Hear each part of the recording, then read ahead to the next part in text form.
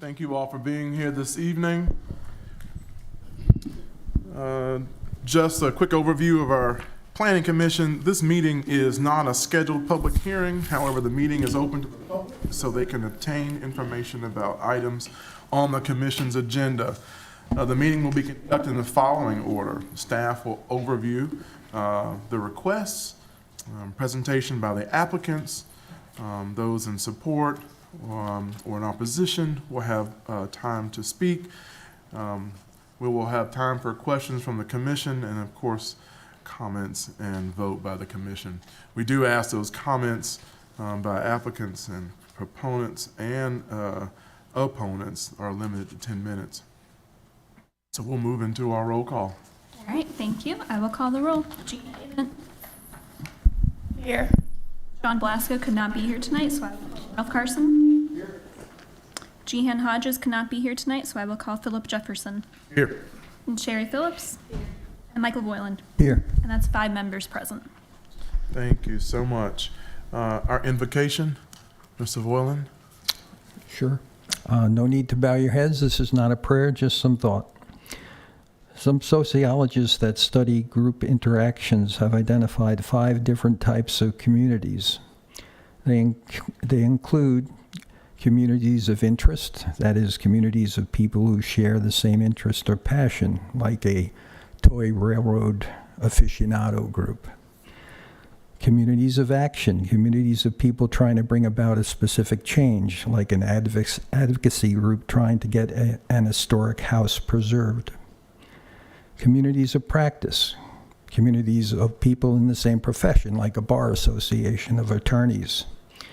There are communities of circumstance, communities of people thrown together by external forces outside of their control, like refugees in a new country or people who have been displaced by a natural disaster. And last, in what we're talking about, the kind of thing where a land use planning board might be most concerned about are communities of place, where people are linked together by geography, district, or the boundaries within which they live.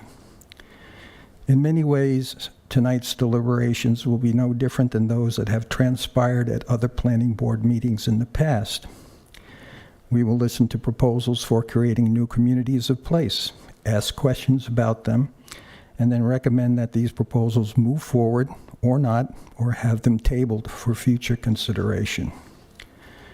We should always keep in mind that new communities of place, that is, developments that we are reviewing, may offer opportunities or aspects that will help or bring future citizens of the town together, or may create significant differences or tensions between areas that might only divide our townspeople, either immediately or further down the line. Let's do our best tonight to uncover and fairly consider how the land use proposals presented to us will help or hinder positive growth in the town of Garner. Thank you so much, Mr. Boylan. That is why we are here. Mr. Chair, if I could kind of dovetail on that for a moment, if it's permissible, I would like to ask for a moment of silence in remembrance of former staff David Bamford, who passed away just a couple days after our last meeting, and just kind of remember him for a moment and his family. And if we could just take a moment and just bow our heads for a moment. That's very appropriate. Thank you.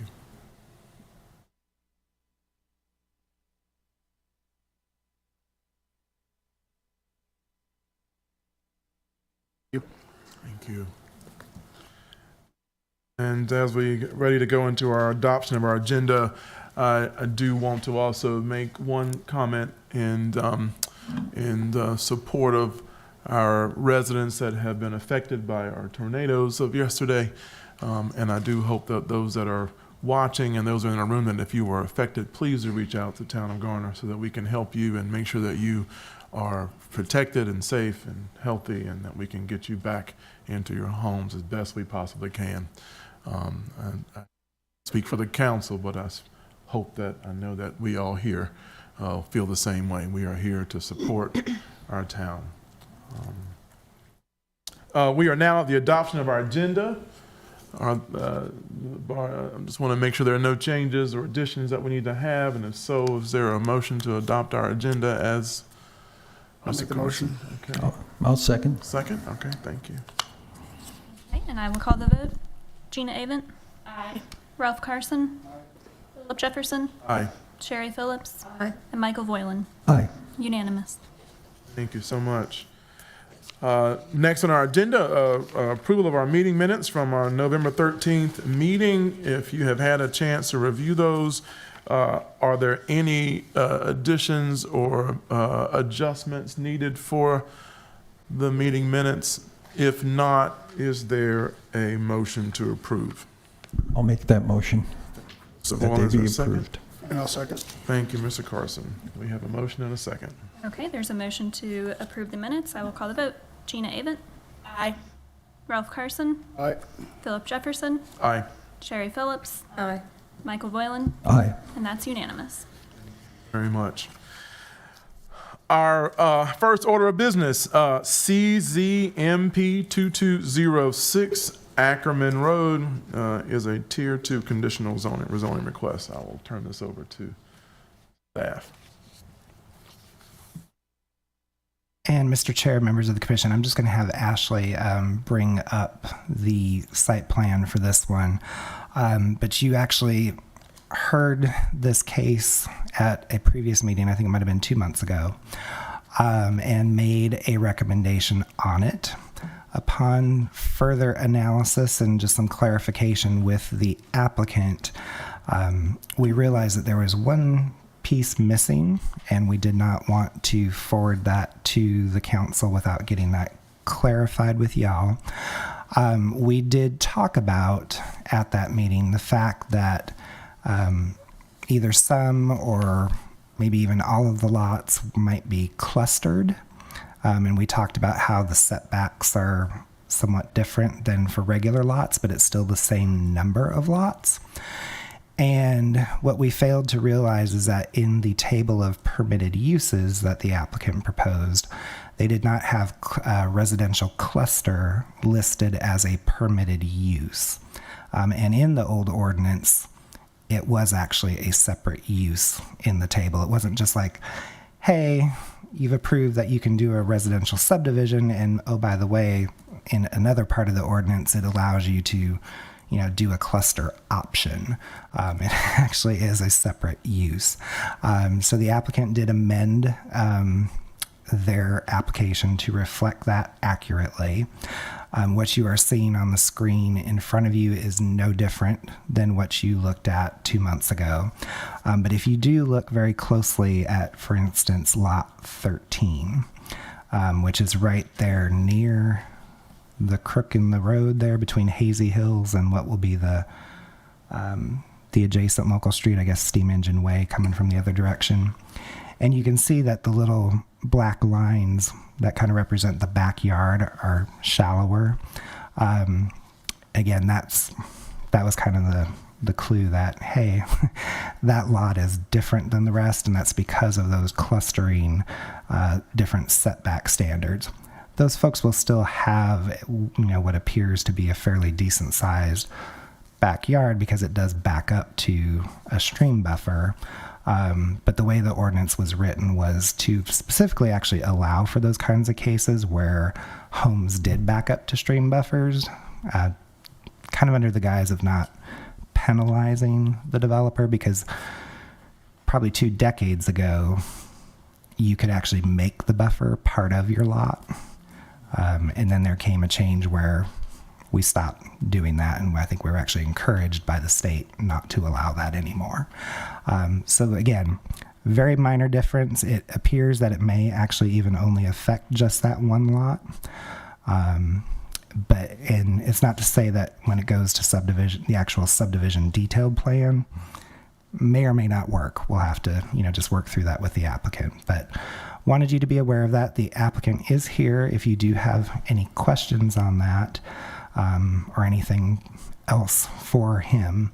But otherwise, we would just ask that you kind of go through the motions of doing what you did last time to make your consistency statements and your recommendation to the council, so that we can just have our ducks in a row. Thank you, Mr. Triesenberg. Would the applicant like to speak on it at all, or just want to make sure you have an opportunity to talk to us about it? Good evening. Peter Knosson with Jones Knosson Engineering. We are the engineer for the owner-developer. Please state your address, I'm sorry. It is 221 North Salem Street, Apex, North Carolina, 27502. As Jeff mentioned, excuse me, we're here just to clarify that this is falling under the R9 cluster. Certainly apologize for the oversight on our part for not making that clear at the last meeting. But that's really why we're here, is to make sure that it is clear to you as a board as you to make the vote. But here to answer any questions that you may have. And as Jeff mentioned, the plan hasn't changed. The lot layout and the dimensions, they're all as you had voted on previously. Very much. Are there any comments from the public? Anyone in favor or against that need to speak?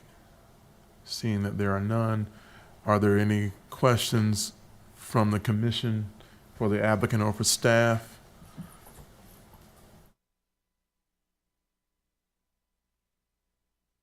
Okay, with that being the case, for us to make a decision, is there a motion for us on the floor?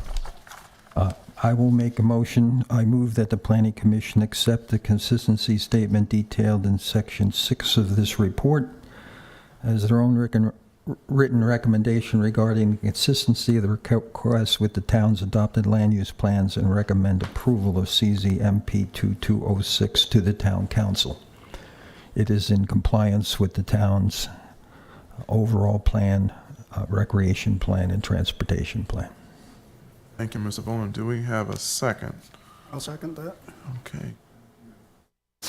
And there is a motion on the floor. I will call the vote. Gina Avent? Aye.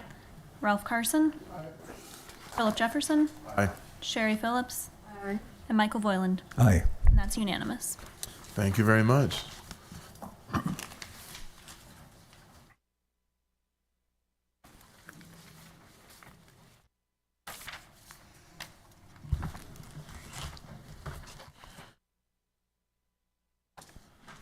Okay, our next item on our agenda, CZPD 2204, the park at Garner Station.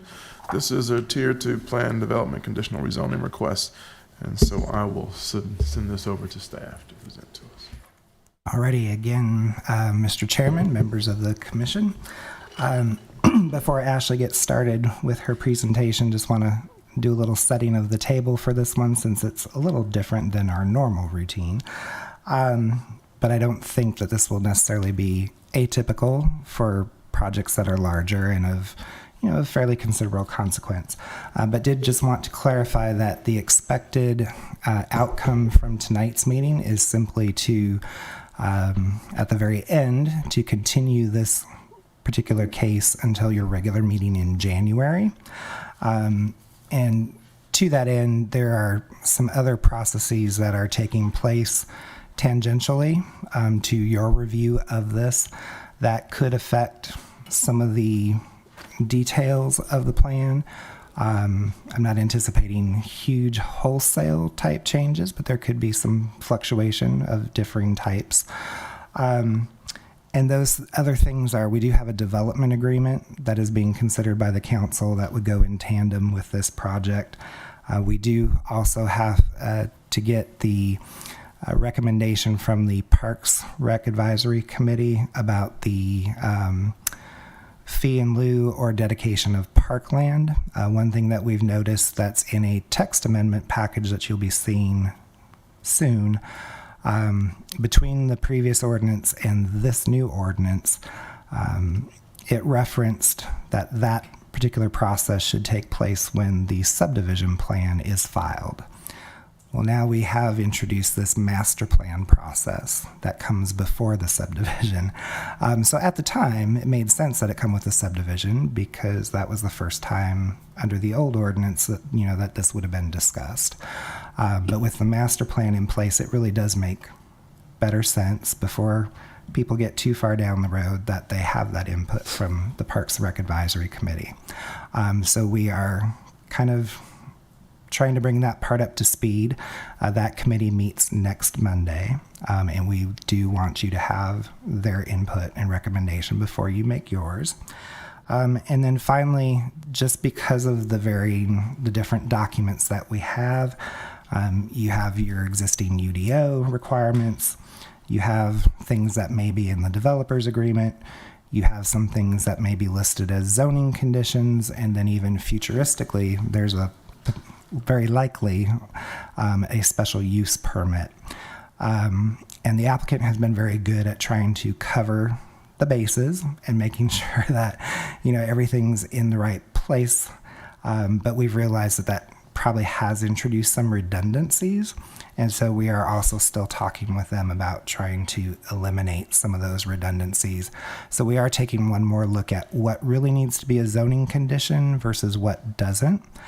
So when Ms. Harris gets to this part of the presentation, she'll kind of focus on the ones that we know are probably going to still be truly conditions. So with that being said, we're hopeful to start the discussion tonight, to have you consider kind of, the big picture, as well as calling your attention to concerns that were brought up during the public hearing, things that were either stated by the council or by the public. We are very much interested in seeing which of those items resonate with you, if you have anything new or additional that you'd like to add. And then, of course, hear from anyone tonight who may be here to also speak about something new or to reiterate something. So with that being said, hopefully that gives you a kind of a clear sense of direction for this case. I think that does. Is there any question from the commission on that? From Mr. Triesenberg? Okay. All right. Thank you. So as Jeff said, this is the park at Garner Station, CZPD 2204. The applicant is Laura Holloman of the McAdams Company. The owners is East Garner Holding LLC, and this is approximately 96.73 acres located on East Garner Road.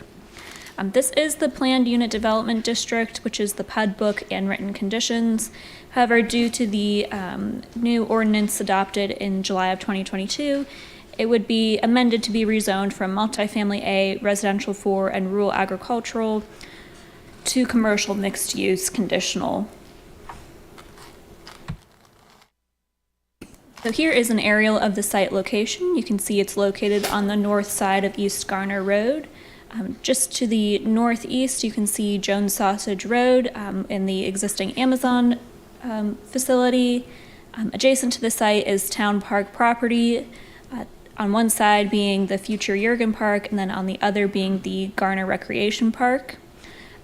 Creech Road Elementary School is to the north, and then you also have Garner Senior Center, the Banks House Historic Bread and Breakfast, and then a nearby subdivision, the Avenue at White Oak. Here is a street view of what the site currently looks like. So as I said, to the north is that Creech Road Elementary School. It's zoned MFA and rural agricultural. To the south is a combination of neighborhood mixed use, residential 4, light industrial, and multifamily A. To the east is a combination of rural agricultural and R4, and to the west is R4. Here is some recent zoning history for the area. It's also outlined for you in your staff report. So existing zoning summary is that the site is currently zoned multifamily A, single-family residential 4, and rural agricultural, which allows for 1,397 dwelling units by right, among other uses. The RA district is about 25 acres of the site, which is primarily to accommodate large lot single-family residential. The R4 district accommodates suburban residential at a moderate density. Those are primarily single-family detached or duplex structures. And then the MFA district allows for some neighborhood-scale multifamily, including duplexes, townhomes, and other house-scaled multifamily products. The applicant has proposed a number of conditions, including a limited permitted use table. So you can see a number of different permitted uses, including townhomes, condos, multifamily, residential cluster, and two family dwellings. There are some daycare uses, entertainment uses, including a bar, nightclub, or tavern, indoor entertainment facility, gym, spa, indoor tennis court or pool, an outdoor athletic entertainment facility, public parks, swimming pool, tennis courts, and golf courses are also permitted. Restaurants, and then various retails and sales and services, and some office and healthcare uses as well. The applicant did propose a number of architectural conditions. I won't go through these in great detail, but they have guidelines for each of their product types and building types on site. Most of these are pretty typical of what you've seen before about the appearance and the proposed materials, so just guaranteeing some certain level of quality on each of the product types. You'll see vinyl siding not prohibited in the townhomes, garages, and those types of things. Again, with the multifamily, they've proposed some similar conditions, and then those are repeated, so there's some consistency between the products as well in the non-residential, and if there is a parking garage structure, that would also match the same architectural character. So as Jeff said, some of these conditions may be changing. I'll try to highlight the ones that we know are probably staying. So parking, internal bike parking storage rooms would be provided. There would be EV charging spaces provided, a multifamily amenity including the clubhouse, a swimming pool, and a dog park. Each townhouse would have a deck or a patio. There would be restrictive covenants that require any waste receptacles to be screened from view, and then the amenity area would include the dog park. There would be additional conditions for the retail, and then project-wide conditions including providing some co-working space. Fences backing up to the stormwaters would be the aluminum picket type or vinyl. Wood fencing would not be permitted within the development. And then native plantings would be utilized within the natural area that's highlighted in the PUD book. So some of these might be shifting a little bit, so I'm not going to go through them with too much detail, including the transportation conditions, which will be covered by the development agreement.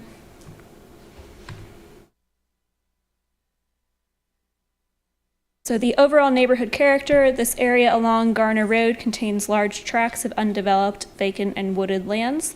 The zoning in this area is a mix of residential and mixed-use districts with industrial zoning and land uses south of the railroad corridor. The area to the west of the site along Creech Road is mainly residential and is heavily influenced by the presence of Garner Recreation Park and Creech Road Elementary School. We have provided some traffic counts for you for some context here going back to 2011 along the frontage of East Garner Road. There was a TIA that was done in conjunction with this plan. I would point out that there have been some changes that have been identified. So this right turn lane onto Creech Road would not be feasible because some historic property has been identified here. I believe that would be the Banks House. And so therefore it wouldn't be feasible to build that additional turn lane. And then also this intersection, so the site access through Jurgen Park has been confirmed to be an emergency access only, or an access that would allow the park to allow people to exit after tournaments and those types of things, but it would be gated and closed for the majority of the year. And so it's not clear. We would have to confirm with NC.DOT of whether these improvements would still be required based on that limited access at the park.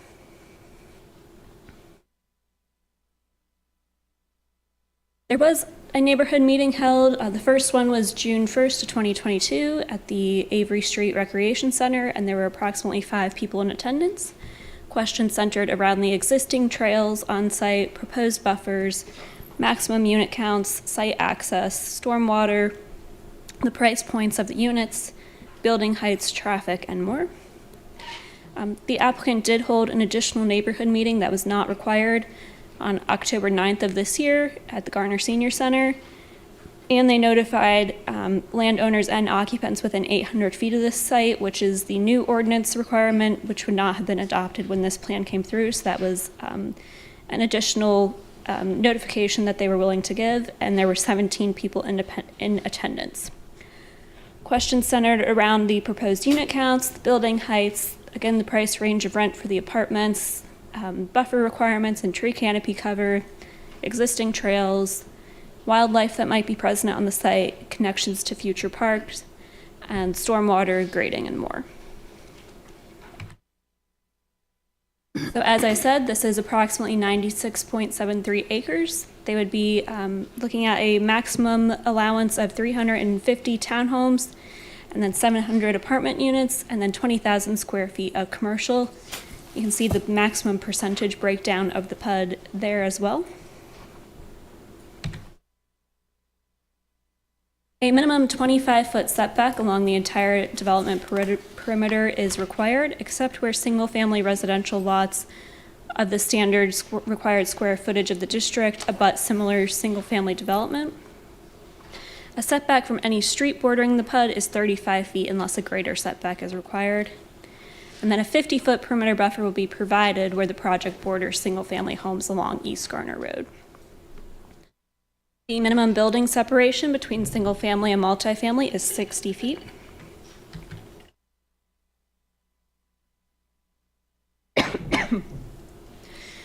This project will have one point of access on East Garner Road and one point of access on Creech Road, with future emergency access via Jurgen Park. Additional pavement, curb, gutter, and sidewalks and side paths will be installed along existing road frontages as required. Public greenway easements will also be provided for future connections to the north. So here is the project master plan. I will just go into this at high level. So the road here, you can see the retail pod that would be at the front of the development. And then the multifamily section here in blue. Townhomes, which would be a combination of rear-loaded and front-loaded. And then this road that is required by the transportation plan that goes all the way through from East Garner Road to Creech Road. There is an existing stream and some natural trails that will remain throughout this portion of the site, as well as some open spaces like in between the buildings, so central green spaces organized around these various buildings. And there are currently 3 SEMs proposed. Here are some precedent building elevations that have been provided to us. The tree canopy cover in the residential portion is a sliding scale of 18 to 20%. In the commercial portion, it is 12 to 14%. That 25-foot perimeter setback would be required, and there'll be various sizes of buffers from 15 up to possibly 55 feet, which would be required between PUD uses and existing adjacent uses. A 15-foot street buffer would be required along East Garner Road to separate future on-site commercial from existing industrial uses across the road. Other buffer requirements might depend on the final layout and internal streets and where those streets abut adjacent property lines. Street buffers provide horizontal space separation requirements only, but those areas are typically used to plant required street trees and vegetation. Street trees must be provided every 40 feet along all roadways.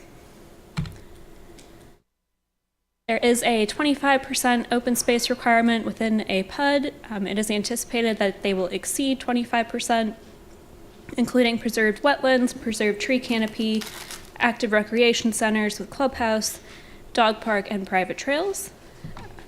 Those will be maintained by an HOA. So there are no FEMA-designated floodplains on site. However, there is a buffered stream. You can see that runs across the northern property line as well as down through the center of the site. This project is not located within the watershed protection area. It is subject to the 1, 10, and 25-year storm events for water quality and treatment.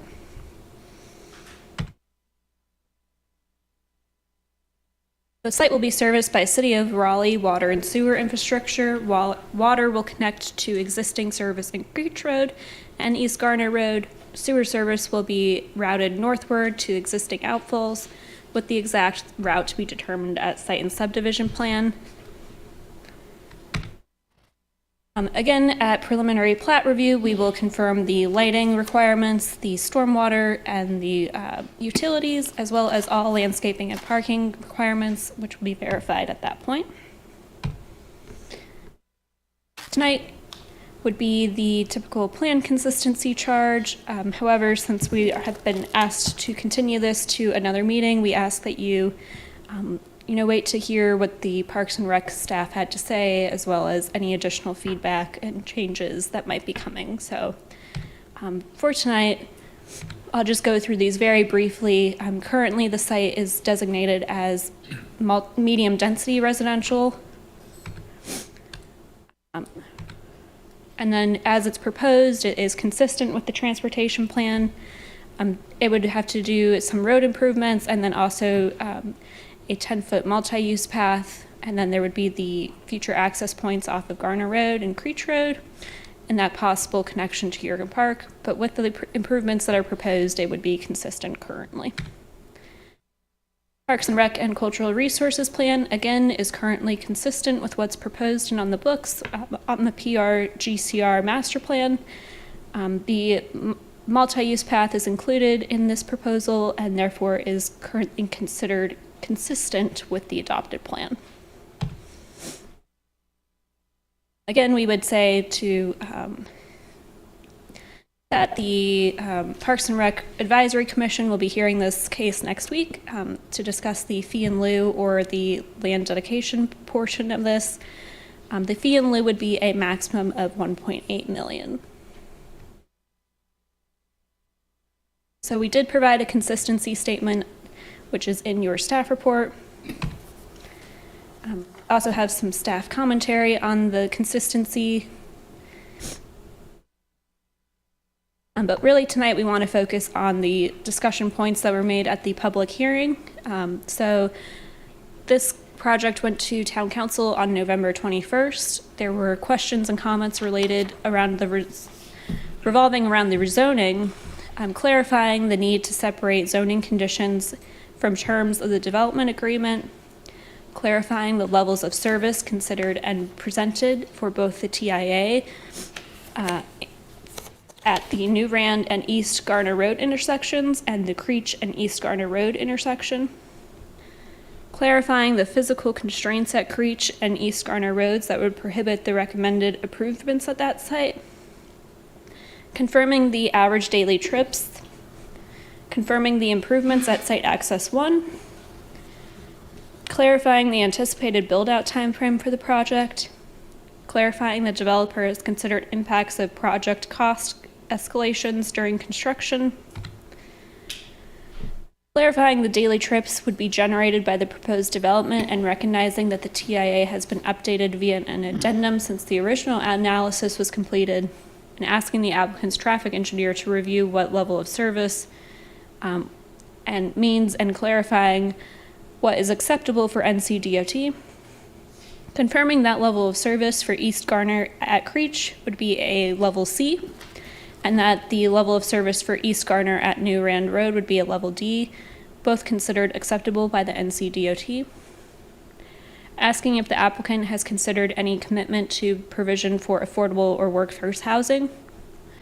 Commenting and expressing concern about the percentage increase to traffic volumes and to the population of the North Garner area. Clarifying dwelling units being offered for home ownership versus rental. Clarifying the amount and orientation of the commercial and retail area. Identifying whether the workforce housing commitment should be a zoning condition or part of the developer agreement. Commenting on the number of people being brought to town versus the number of amenities being brought. commenting on the proposed building form and appropriateness of owner-occupied townhomes, commenting on fiscal appropriateness, on the parkland fee in lieu versus dedication and the process for determining that, comments on the open space allocations and types required in a PUD, observing potential conflicts between the development agreement language and the UDO requirements, expressing a hope that the applicant would consider lowering the number of apartments in the proposal and increasing the commercial area, commenting on the overall growth of the area and the challenges and opportunities that come with that, and then commenting on the number of school-age children that projects in the pipeline in North Garner would bring to the number of schools in that area. There was also comments from the public at that meeting. Those comments centered mostly around the importance of the decision of this project given its location and proximity to downtown. Expressing confidence in Planning Commission and planning staff, commenting that a plan at one point called for a lot of the area to be parkland, commenting that walking in the area, including from East Garner Road to downtown, is difficult, questioning if the new commercial would compete with downtown, questioning the adequacy of the proposed road improvements and strain on other public resources, including schools and EMS, questioning the change of character to the area, and noting that the use of the informal trails that are currently proposed, or that are currently existing on site and are proposed to remain. So the council voted 4-1 to recommend to be reviewed by you tonight. And although there is a development agreement that tracks with this, the development agreement is not required to be referred to Planning Commission, so that's a separate process that's tracking at the same time. Eventually, this would go back to Town Council for their determination of reasonableness. But for tonight, we recommend that you continue this public hearing or this Planning Commission meeting to January 8th, 2024, so that you may be in receipt of the Parks and Rec Advisory Committee's recommendation and allow time for the elimination of any proposed conditions that are duplicative of the existing UDO or the development agreement. So there is a recommended motion for you to continue this to the Monday, January 8th meeting. And the applicant also has prepared some slides. Okay, thank you so much for that intro for this project. The applicant is here. For the applicant, for the commission, have any questions for staff before we go to the applicant, or would you like to ask questions now, or have our applicant come? Can save it. Okay. Please state your name, your affiliation, and address for us. Good evening, Mr. Chair and members of the Planning Commission. I'm Collier Marsh with Parker Poe at 301 Fayetteville Street, here on behalf of the applicant. We also have a number of members of our development team that are here to answer any questions that you may have. We appreciate you all entertaining this case, especially considering that it will be coming back again, but given some of the issues involved in the scope of this project, we think it's beneficial to get as much feedback on the project now so that we can take it into account as we move forward. This is the park at Garner Station, and Ms. Harris gave a very thorough presentation, which we appreciate, and I'll just hit some of the other points and highlight a few items. But again, the site and the surrounding area, it's a very important site for the town, just under 100 acres. We're on East Garner Road, right across from Main Street, right near the Near Rand Road, East Garner Road intersection. So an important location for the town, and important to carefully think about this project. 8 parcels make up the site, the majority of which are already zoned MFA. In the staff report, staff has summarized the consistency with the old comprehensive plan. As the Planning Commission knows, the town has now adopted the clue update to the comprehensive plan, but there is somewhat of a delay in staff's implementation of the consistency statement. So we're falling in between those 2 points, but we don't want to overlook how much that plan has changed the vision for this area, and it's really much different than the former medium density residential designation. So if we look at the clue typology map, there are 2 designations that apply to this site. So that orange color is the neighborhood designation. Neighborhood designation calls for a number of things. It calls for a mix of housing types, which do include apartments and townhomes. And then it makes a note that ancillary commercial can also be included. The purple area, which is primarily concentrated along the project's East Garner Road frontage, is a mixed-use area. And I think the name makes it pretty clear what that envisions, but obviously a mixture of uses. You want non-residential uses incorporated with your residential uses. It also contemplates the inclusion of apartments and townhomes. And connectivity among uses is important, especially pedestrian and bicycle connectivity. In the Clue update, there's also a development change and intensity map. And as that name suggests, what that map looks at is how much should land change from what it looks like today. How severe should the change be? And you see on the legend on the right-hand side, there's kind of a scale from, keep it the same to major change. And we fall towards the spectrum of major change. This is a level 4A area to transform. And what that says in the comprehensive plan, I'll note that covers the entire site, not just the frontage on East Garner Road. It's a new energized activity area. You want a mix of uses, and heights within that designation are 3 to 5 stories throughout the entire site. There's also a number of policies, and there's guidance about supporting downtown Garner and supporting Main Street within the comprehensive plan, wanting to add residential density, wanting to add new commercial uses, and really to help make that a more vibrant area. It even contemplates essentially, or envisions that downtown Garner, as we see it today, isn't just on the south side of the railroad tracks, but it's on the north side of of the railroad tracks along East Garner Road and continuing east to this site. So the property's East Garner Road frontage is envisioned in that plan to be what we consider downtown Garner.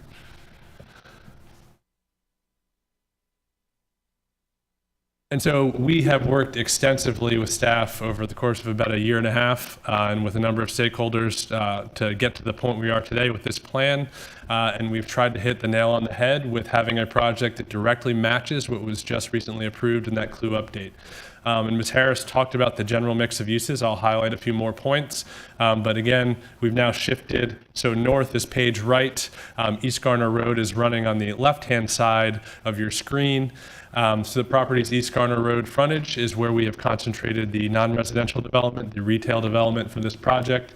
That is envisioned to be kind of the neighborhood scale usage. So think your restaurants, maybe something like a brew pub, personal services and shopping. So folks within the immediate area in the local community have some amenities, some non-residential amenities. Then moving page right, moving back, which would be to the north, you get to the multifamily section, and so that's what's shown in blue. So you want to concentrate your density and your residential density closest to that non-residential area, and then continue your transition and uses down. Multifamily, as I said, is shown in blue. Within the conditions, it's a max height of 5 stories. Then we continue our transition and uses to townhomes. Townhomes are in I guess they call it a salmon and an orange color, but those represent 2 product types, the vast majority of which are rear-loaded townhomes. So they have that attractive streetscape without vehicles parked in the front, nice pedestrian environment, again, trying to check the boxes of that comprehensive plan. Where we have front-loaded townhomes is the pod furthest to the right or furthest to the north.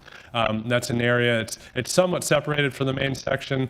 The thought there was to try and reduce impervious surface and have a less impactful development within that area. So rather than have alleys and streets, we have just the streets with front load on a cluster of units in that orange color. But again, the vast majority are those rear loads. Some of the nicer, I think, in my opinion, the cooler rear load townhomes are towards the center of the project, where you actually have the alley to the rear, and rather than fronting a street, those units are actually fronting open space. So you have a unique kind of front yard where you walk out into a common area and a community gathering space. There are any number of other points that we can highlight, and we've got slides to address each. You do see the major collector road, which starts on project's East Garner Road frontage, and then continues up to the top of the page there and across to Creech Road, crossing Garner Recreational Park. that is part of the town's transportation plan. Originally wasn't part of what we had proposed, but in discussions with staff, suggested that we try and accomplish that with this project because of the importance of trying to alleviate congestion at East Garner Road and Creech Road. So we found a way to accommodate it with this project. Now, page north, or top page, I guess that's west, but the top of the page, you'll see some baseball fields. And that's an interesting component of this project that we want to highlight. I can tell you all that we had a version of this project that we were preparing for the public hearing process back in June of this year that did not have those baseball fields included in it. Instead, it was generally a similar mix of residential units, product types, and non-residential, but just oriented a little differently and spread out a little more because we did not have baseball fields. We had a little more land to work with. In the process of discussing a development agreement that accompanies this, it was suggested by members of council to take a look at achieving the town's goal of having 4 baseball fields in this area. And so the conversation originally focused on that furthest to the right section. Could we fit 4 baseball fields in that location? And if so, it was suggested that we could dedicate that land to the town, and the town would entertain actually swapping sections of Garner Recreational Park so we can move development from our property, originally envisioned in the north, to what's now Garner Recreational Park. So that was what started this process. It was an interesting kind of land transaction deal that led to a lot of study. Ultimately, we as a team, when we evaluated out all of the options, we discovered a number of things. One, that farthest section to the right, you were never going to get 4 baseball fields there. In fact, you were never going to get 3 because of topography and orientation issues. So it wasn't the right location. And then when trying to evaluate the land swap option in the first place, we just felt that it overcomplicated the process. It wasn't the right route to go. And so we wanted to find a way to get all 4 baseball fields with this project and not get rid of the 2 that are already there. So not go down a route where we get rid of 2, build some residential there, and then replace those 2 later on. So after extensive study, we came across the concept you see here and zoomed in here. So this just shows outlined in pink the section of our property that would be used as an expansion of Garner Recreational Park. It would be dedicated as part of this process. And as part of the development agreement, which I know we alluded to, but of all the moving parts here, it does contemplate that the developer dedicates that land and works with consultants to engineer and grade that land to set it up so that it's ready to be baseball fields if and when the town decides to make those changes. So that's all part of this project. It's been about a 6-month process to figure out how to accommodate that request to include baseball fields and then reconfigure the rest of the site to achieve that original vision. This slide is our vehicular and pedestrian circulation plan. I mentioned the major collector street going through the site. You can see that going from Creech Road and then moving up to the top of your screen there, or sorry, from East Garner Road then up to Creech Road. But if you look at the legend, I'd like to point out just how many different options you have to get around this site. There are a number of walkability or pedestrian options from paved trails to multi-use paths to existing rough trails. There's any number of options. And so I think this property, this plan really exemplifies walkability and different modes of walkability throughout the site. And I think that the most important to look at is that pink line. So that pink is the multi-use path. So think your greenway when you're within a development as opposed to in a riparian area. So 10 feet wide enough for both pedestrians and bicycles going in both directions. That goes all the way along the major collector street. It wraps internal to the site. It goes to the pod furthest to the north. It provides connectivity between Garner Recreational Park to the future planned Jurgen Park, which is the bottom of your page. And then also when you get to East Garner Road, going above and beyond, we've committed to bring that multi-use path all the way along East Garner Road to the New Rand Road intersection. So not only along the property's frontage, but all the way to New Rand Road so that you can be sure that you have safe pedestrian and vehicular, or pedestrian and bicycle connectivity from this site to Main Street. And then, as I'll tell you in a moment, across the railroad tracks to Main Street, actually. Tree save and open space is always important to consider how a project is meeting the town's requirements here. Just at a high level here with tree cover, what's required in code is that sliding scale of 18% ultimately, and here we're at 19%.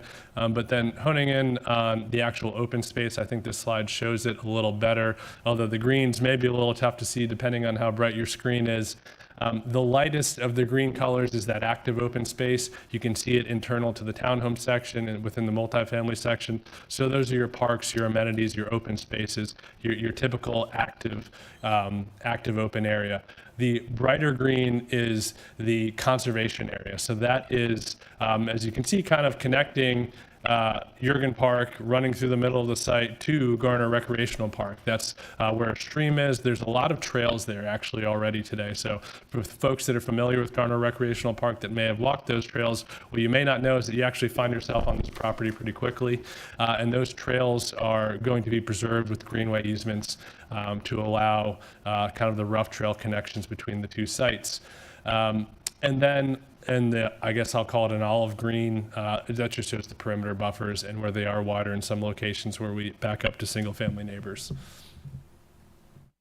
So staff commented that our zoning conditions are a work in progress because we tried to be crystal clear with all the commitments, and we did it in a number of different locations. And so there is a bit of redundancy, and so it's been suggested actually that some of the conditions be pulled out because they're already covered in the master plan, or they're covered in the development agreement, or they would be addressed in the special use permit. So to avoid confusion, potentially conflicting interpretations, there are a handful that would be removed, but would still be achieved through other mechanisms. But just summarizing the overall conditions, there's a narrow permitted use table, as you'd expect, to ensure that the uses we are proposing here are the right ones for the area. We've got architectural commitments for each different use, for the front load townhomes, for the rear load multifamily and non-residential. A number of site plan specific commitments, not to be lost in all the shuffle, as there are EV charging commitments, commitments to have nice amenities for the community. We have some neighbor focused commitments on buffering. We've got the requirement to have greenway easements for those rough trails and to make multi-use path connections, and then transportation commitments listed to mirror the TIA, although I'll note that's one that will probably not spell out as a separate condition because the TIA speaks for itself. And so we'll touch on those in a minute. One that's not on here that's in the works with staff, this will be the first project to offer an affordable housing or workforce housing commitment for the town of Garner. We've submitted to staff. I think there's going to be some discussion to make sure that we get it right, but the way that we are approaching affordable housing and workforce housing, it would be administered on essentially a percentage basis, but at this point it would focus on the apartment component of the project with at build out 7 units affordable to households earning 80% of area median income or less, and then 7 for households earning 100% of area median income or less. So it'll be the first of the kind in Garner, and hopefully sets a precedent for future development in the area.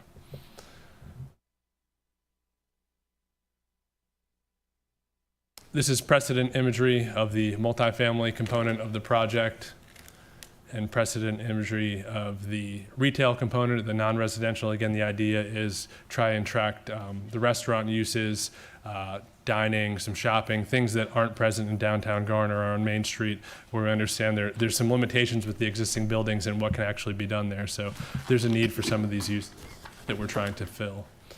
And then townhome representative imagery. So front loads on the top, rear loads on the bottom. And again, the vast majority of the units are the rear loaded townhomes. Our TIA has been reviewed by staff. It's gone through all the rounds, and this just summarizes the overall commitments.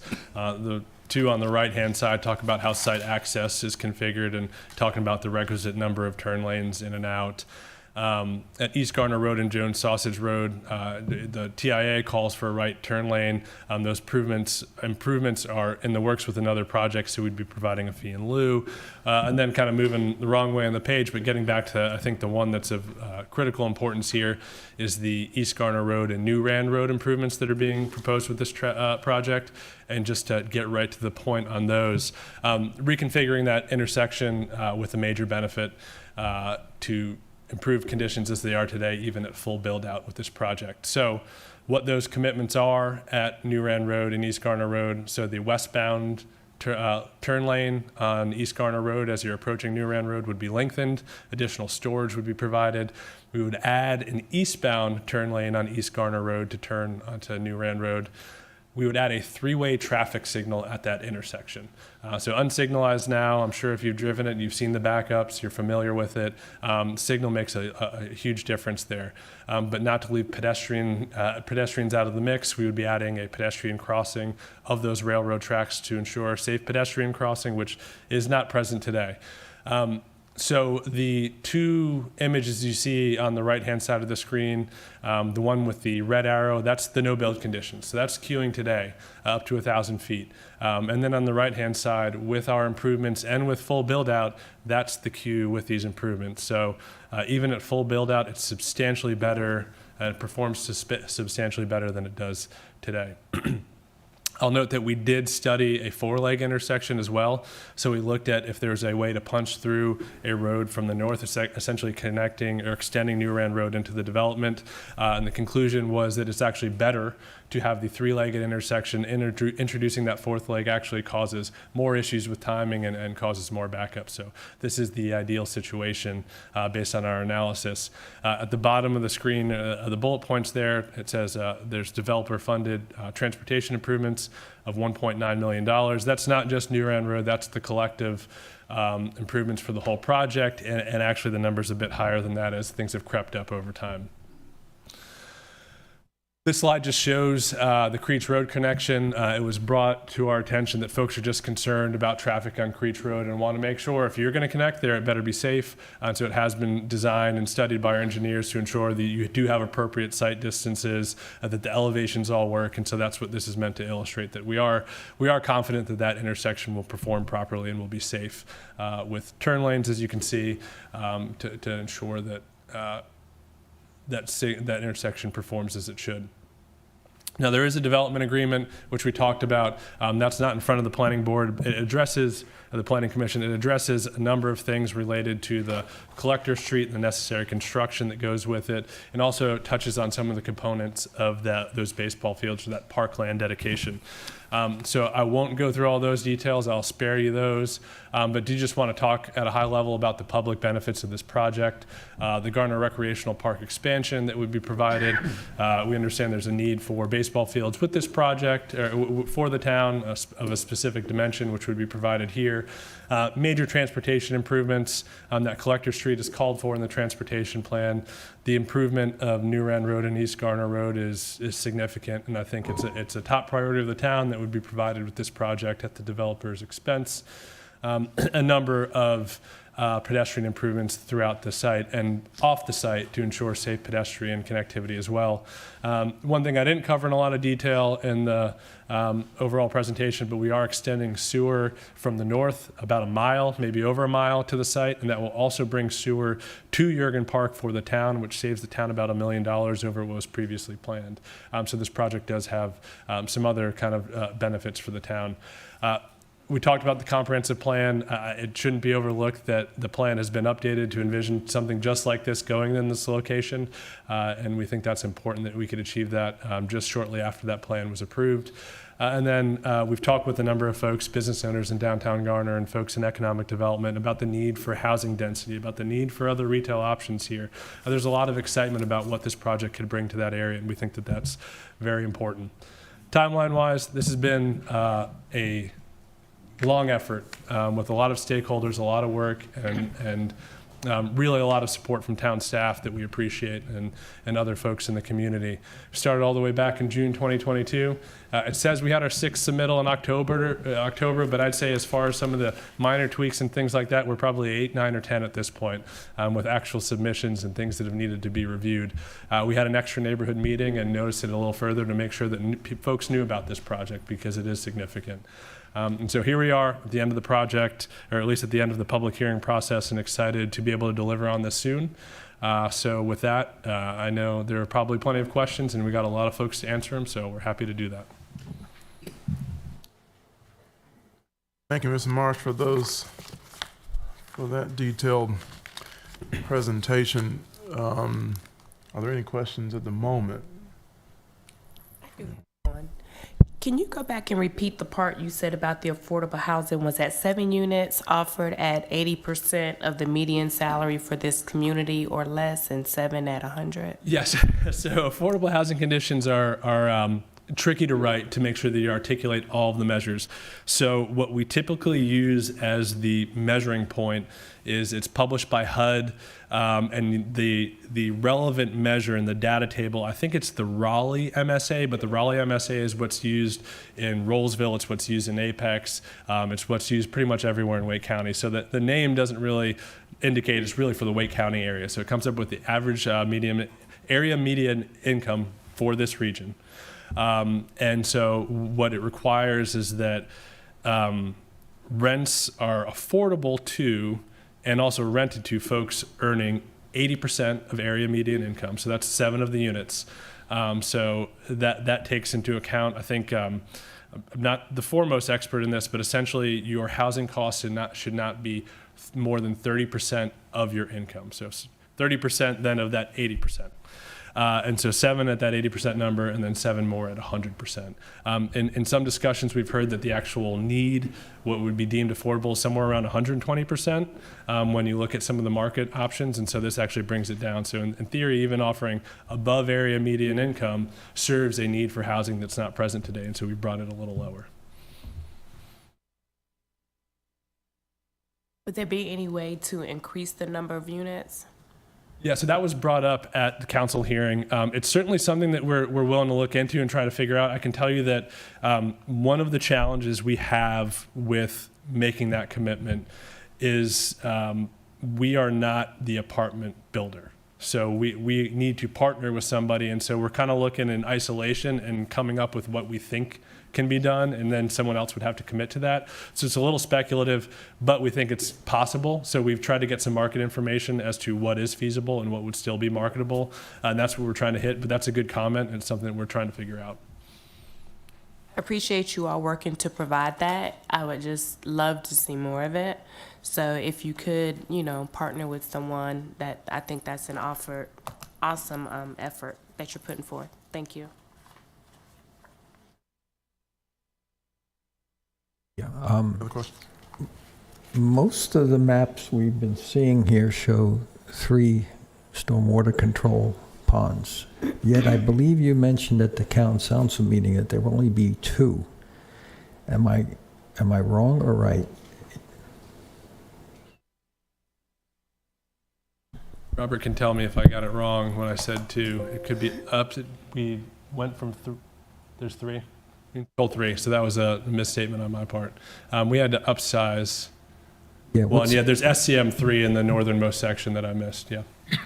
So that one will be upsized. Is that what you meant to say at the meeting? Yeah. So there will be what we were referring to at the meeting. So it sounds like you watched it. Was there will be upsizing with this current configuration of stormwater control measures to account for stormwater from the ball fields, from town land. So that would be one of the components of this project that we need to account for. I also recall a comment, and I believe it was you who made it, about how the businesses in Old Downtown want more foot traffic and would be looking forward to this many more people being within walking distance.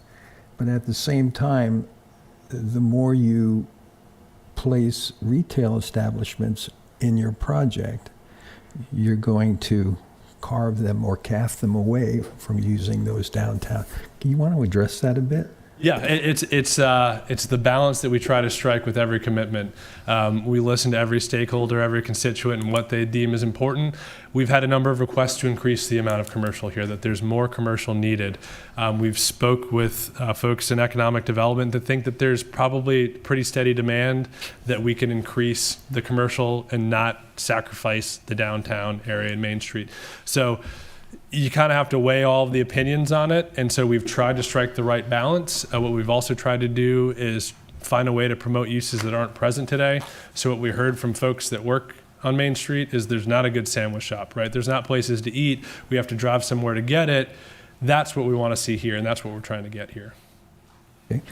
When you mention pedestrian improvements, does that include sidewalk development that the developer would do, or is it just improvement at crosswalks or at intersections? Yeah, so there's sidewalks throughout. Not within your property, but sidewalks to get them to walk to Old Downtown. Yeah, so that is one of the commitments. So we are proposing, the pink line is that multi-use path.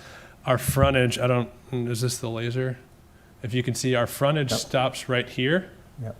We are continuing the multi-use path all the way along to New Rand Road, to that pedestrian crossing of New Rand that we're proposing. So yes, we're completing it. It's not just sidewalk, it's multi-use path, so it's wider. What was the interest in ball fields, the additional ball fields? Was it yours or was it from Parks and Rec? It was from members of council. Members of council. I'm just curious. I'm historically, I'm not from Garner, but just on some of those overhead shots, I already see 3 ball fields. And I notice in one of the maps that Jurgen Park is seemingly all devoted to soccer fields. Jeff, maybe you can help me here, but is that commitment in Jurgen Park to just soccer fields and not ball fields? Is that already decided or no? Or will we be hearing about that from Parks and Rec? Maria Munoz Blanco is attending the meeting via Teams, so I'm going to give a shout out to her and see if she would like to weigh in briefly as to the plans for Jurgen Park. I can say that it is being planned in phases, and I think there's a little more specificity as to what is happening with the first phase, but the second phase is still largely, I think, unplanned. Maria? Yes, hi, good evening, Plan Commission members. Yes, Jurgen Park is intended to have multi-use rectangular fields that could be used for soccer, lacrosse, field hockey, flag football, any kind of sort of rectangular field sport. It is not designed to have baseball fields, and phase 2 would likely have, depending on the evolution of youth athletics, it could have more soccer fields, or it could be dedicated to other sports. Okay. I've got a couple initial questions, and then I'll have some follow-up later on. But how many similar developments has Gander Development completed that are comparable to this project? This is a large project. This is going to change the north side of Garner. Yeah, so it's a unique project. Gander is the owner of the property, and so they're serving more as a master developer in this and are partnering with others to complete the separate components of it. So of this scale, I think this is the first, but not the last. There are others we're working on, but certainly something that's within their wheelhouse. Another question I had, your main entrance on East Garner Road, that entrance is kind of on a blind curve. You don't have good line of sight there. You said that doing a 4-way stop was looked at New Rand Road, but that's not as feasible. But yet it seems to be feasible to put it on a blind hill curve. And I'm wondering how you balance those two options, because it would seem the fewer traffic lights that you have, fewer signalized sections, you're going to increase the traffic flow and the movement. Right now you've got an entrance that's going to have a lot of construction traffic for a good number of years coming in and out. Then you'll have residential traffic, no signalization, and you're going to get jammed up down at New Rand Road. And it would seem to be more logical to have a 4-way stop there and maybe do a land swap with that church or whoever owns that piece of property. But I'm concerned because I almost seen an accident tonight where a vehicle had crossed over the center line coming around that turn on that blind curve. Almost hit a motorcyclist. I have concerns about the location of it. I have concerns about it not being signalized. I have concerns about the traffic count. Another concern I have is you've committed to extending the multi-use trail to New Rand Road, which you're looking to improve, which I think is great.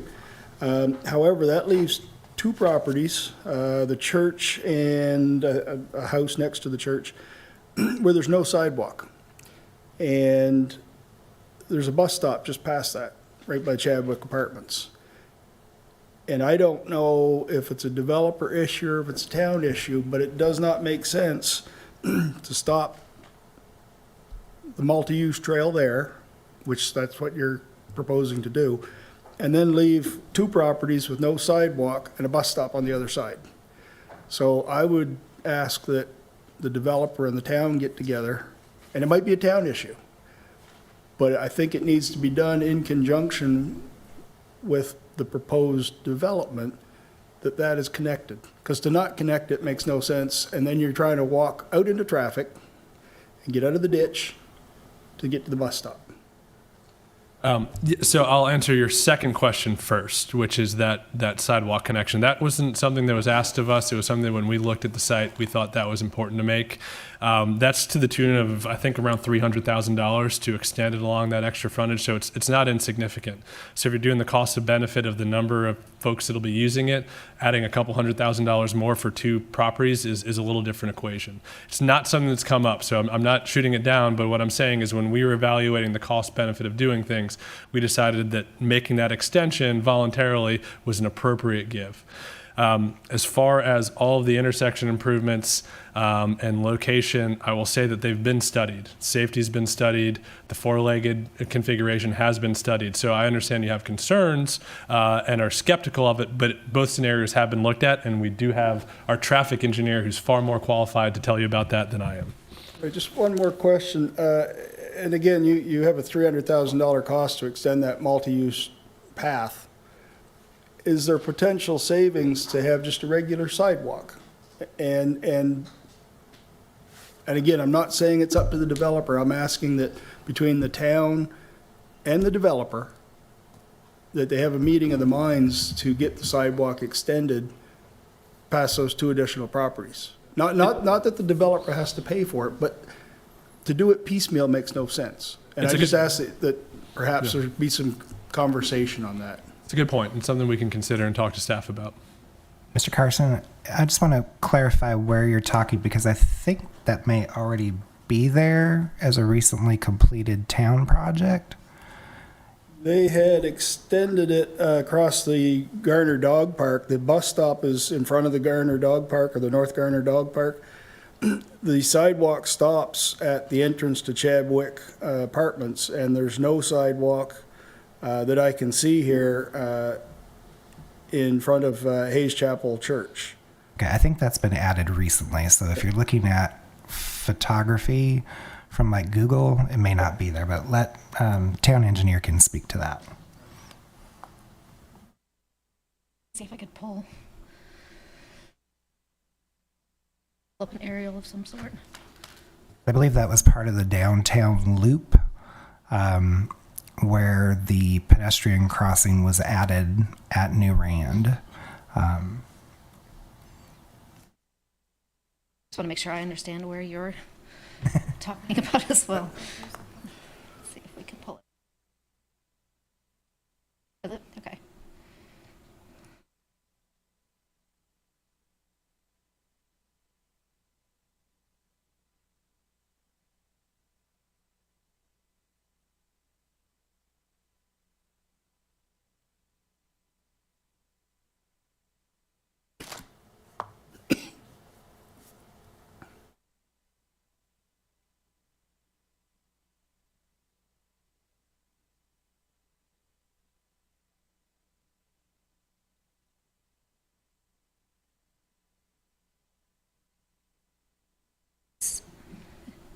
See if we can look at it on street view.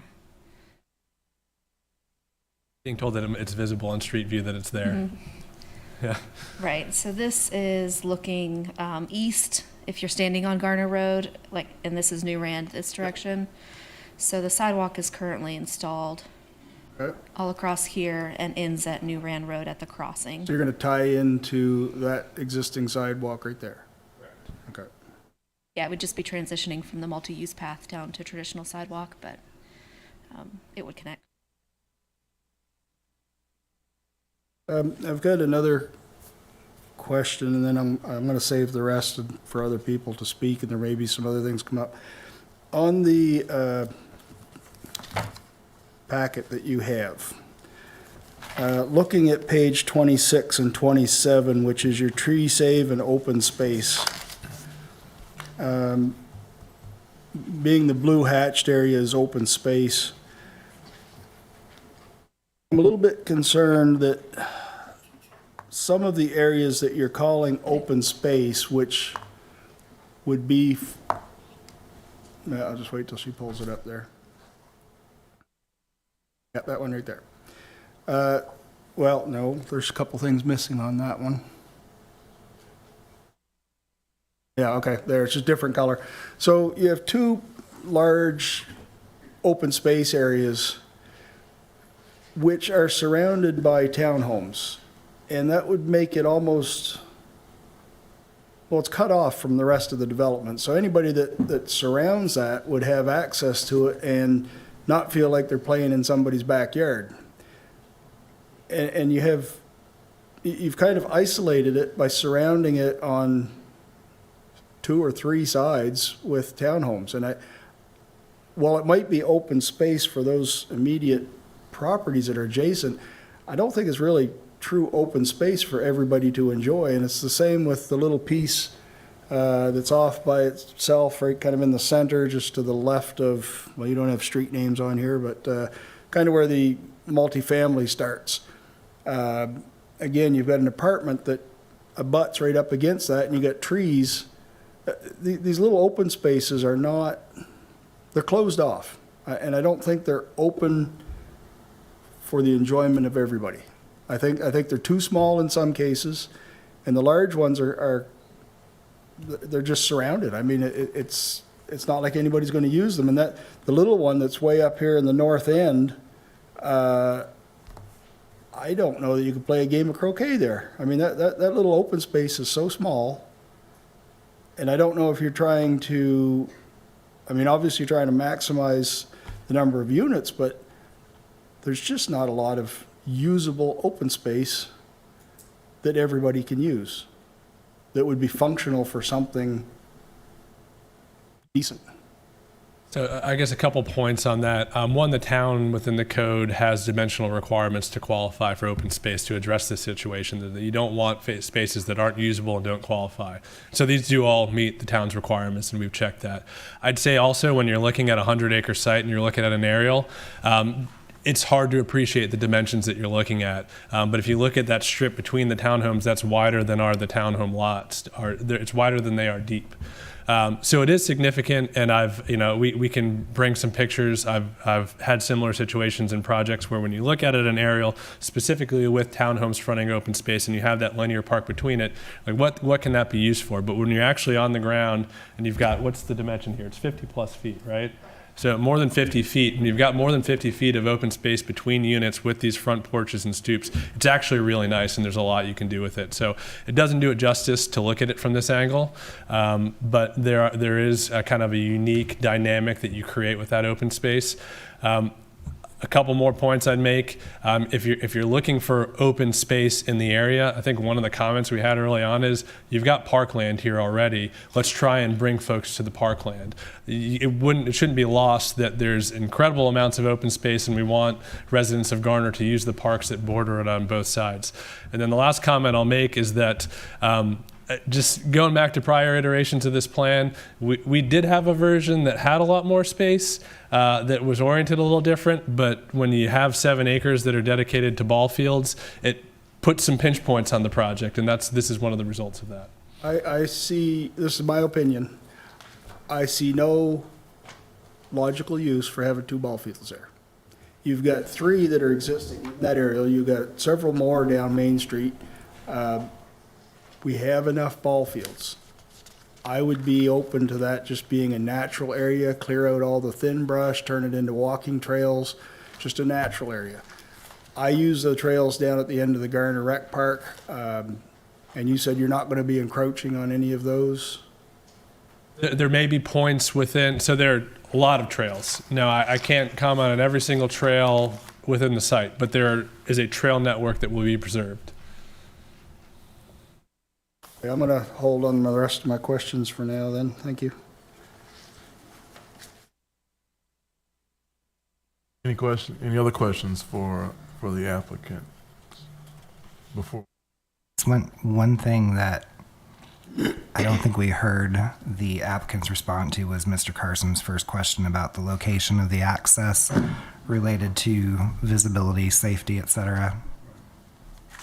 Please state your name and affiliation and your address for our record, please. Thank you. Hello, my name is Caroline Sheaves with Ramey Kemp DRMP, and our address is 5808 Farrington Place in Raleigh. I just wanted to, Collier mentioned that, this has been reviewed and approved by the NCDOT in the town, and this location was obviously one of those items that was reviewed and approved. And this project is going to be widening East Garner Road, and that includes left and right turn lanes at this intersection. And so we're able to change some of the curvature in the road based on, we'll be out there widening the road, so we'll be able to change that. And also, as we're designing that in designing the driveway, NCDOT has very strict requirements with site distance, and they will not approve the driveway permit if we do not meet those requirements. So NCDOT will ensure that that is safe for the access before they issue that driveway permit. So that's something that it is being considered and taken into account. Obviously, we don't have final design yet, but that is something that is definitely on the radar regarding the site distance of that. And then I know you had some concerns with the, the difference between the three-legged intersection and the four-legged intersection at New Rand Road. So signalizing New Rand Road as a three-legged intersection allows for sort of, it's what we call a shorter cycle length rather than a four-legged intersection, which means that we're able to allow the flow of traffic along East Garner Road itself. We're allowed to give that more green time. It doesn't have to wait for the minor streets. And then what that also does is that signal in close proximity to our site driveway will create gaps in the through traffic along East Garner Road. So when that signal is red, the people for East Garner Road, the people exiting the site will have that gap in the through traffic, and they'll be able to exit. So what we found is that actually worked better than the four-legged intersection. And just another point is that we don't own the property across the street from New Rand Road, so that was another reasoning why that is not an ideal solution, because there's currently a residence there. If you have any more questions about the traffic impact analysis, I'd be happy to answer them. I attended the council meeting where this was for the proposal, and a couple of the other commissioners attended as well. There was some discussion, forgive me if I phrase it incorrectly, but the TIA showed a increased traffic, if I remember right, of 4,000 or 4,400 vehicles per day, and you said that there was a revision where it was actually 6,600 now? Correct. So, yes, we did submit, in June, we submitted a addendum that had 6,600, and the all of that has also been reviewed and approved by the NCDOT in the town. And overall, the improvements were not significantly different. I don't believe they were different at all than what we originally proposed in the traffic study. I mean, I live nearby, and almost every evening you can go Garner Road, East Garner Road, heading towards Jones Sausage, and several nights last week, the traffic was backed up to where this entrance is at the concrete plant. I took pictures of it. I with the amount of vehicles that you're looking to put onto East Garner Road, and I forget the split between there and Creech Road, neither one of those streets are currently sufficient, in my opinion, to handle this increased traffic. It can barely handle the traffic that's on there now. And by simply widening 150 feet, 200 feet this way, that way, is not really addressing the issue of the volume. You're at 11,500 vehicles now, and you're going to add 6,600, and it'd probably be more during the build-out with all the construction traffic. I'll just leave that at there, and I'll let some other people talk. We'll come back.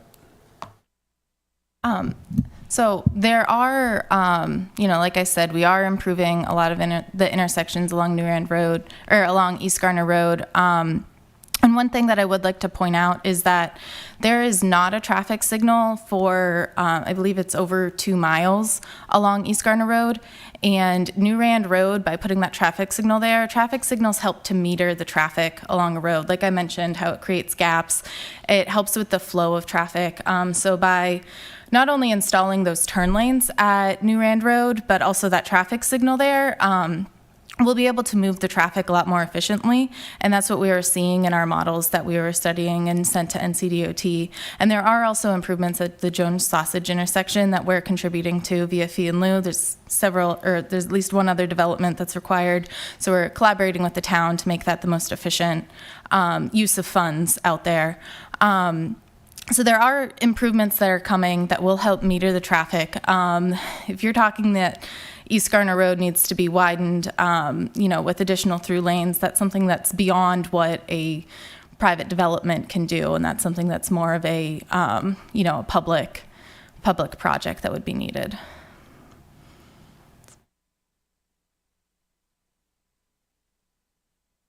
Mr. Boylan?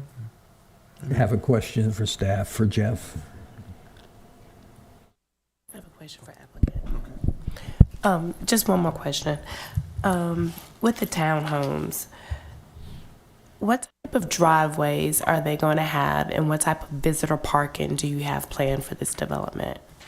So going back to the overall, if you see the legend in the upper right-hand corner, the Yes. rear load and front load, so almost all, except for that section to the north, are rear load. So those are alley served. Alley is a term that gets folks concerned. That's just a private street served. Mm-hmm. So the driveways are in the rear to keep vehicles off of that public street.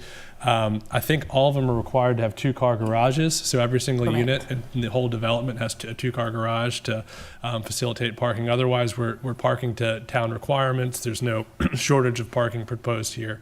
So the only ones that have the driveways in the front are that small pod, but again, 2-car garages for every unit. Does that answer your question?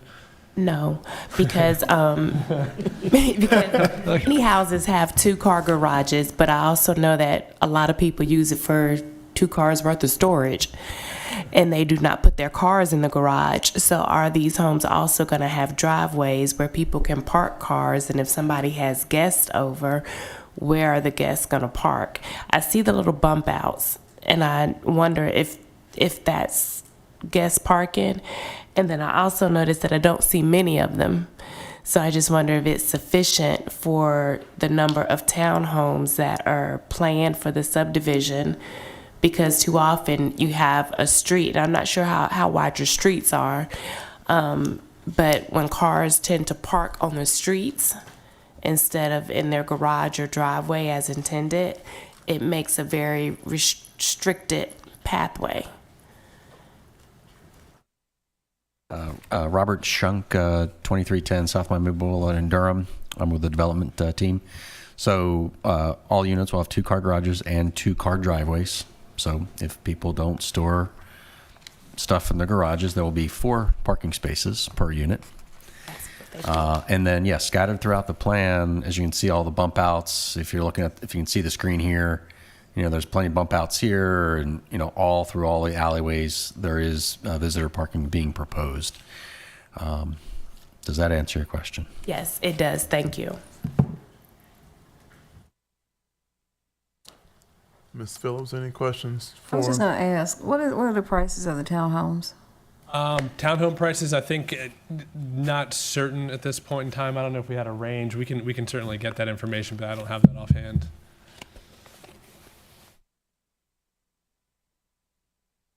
About square footage? Square footage, do you have that? It's not within the commitments. I want to say, maybe there is a, give me 1 second and see what we have in there. Minimum of 1350.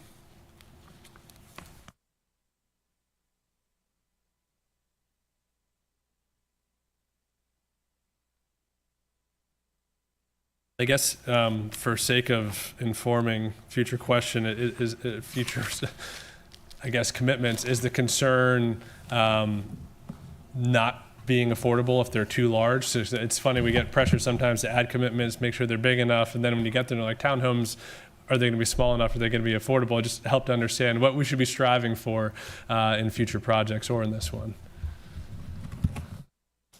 I don't have an answer for that. I mean, I just wanted to know what the square footage was as well as the price. I mean, which is very important for this area and for the town of Garner. I just wanted to know if you had something in mind, how much what the square footage was, and as far as the pricing or whatever. So within the commitments, the minimum is 1350. We hadn't been asked that question, but we are working with the townhome developer, and we can try and get some more information for you.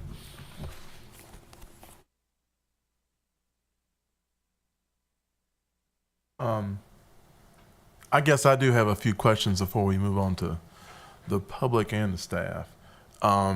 This kind of talked about this earlier regarding the retail commercial component, and Mr. Boland, I think, no, Mr. Carson, brother. Well, I don't remember now. It was me. That's right, Mr. Boland. So the two-part question, maybe three, related to how the retail will connect to the existing downtown component. Really, do you think that the commercial component for this development that's being proposed is sufficient to supplement the downtown and add to the downtown for the new residents? So I think that over time there will be more commercial in this area. I think that with this site, with the limited East Garner Road frontage, we're working with depths for commercial viability. Basically, the further you go back from East Garner Road, the less likely it is to be successful. So ultimately, to answer your question, we are trying to strike the right balance. We've been told from brokers that at or around $20,000 is probably the market. 20,000 square feet, $20,000. 20,000 square feet is about what the market's looking for right now for this area, which is what we've proposed. It's been suggested that there's probably the need for more, or that other folks see it differently. And so we've been asked to look to include more non-residential square footage. I think we're open to that idea. And I think if the solution is to provide more entitlement and try and get it built out, that's something that we'd consider. But it's uncertain, right?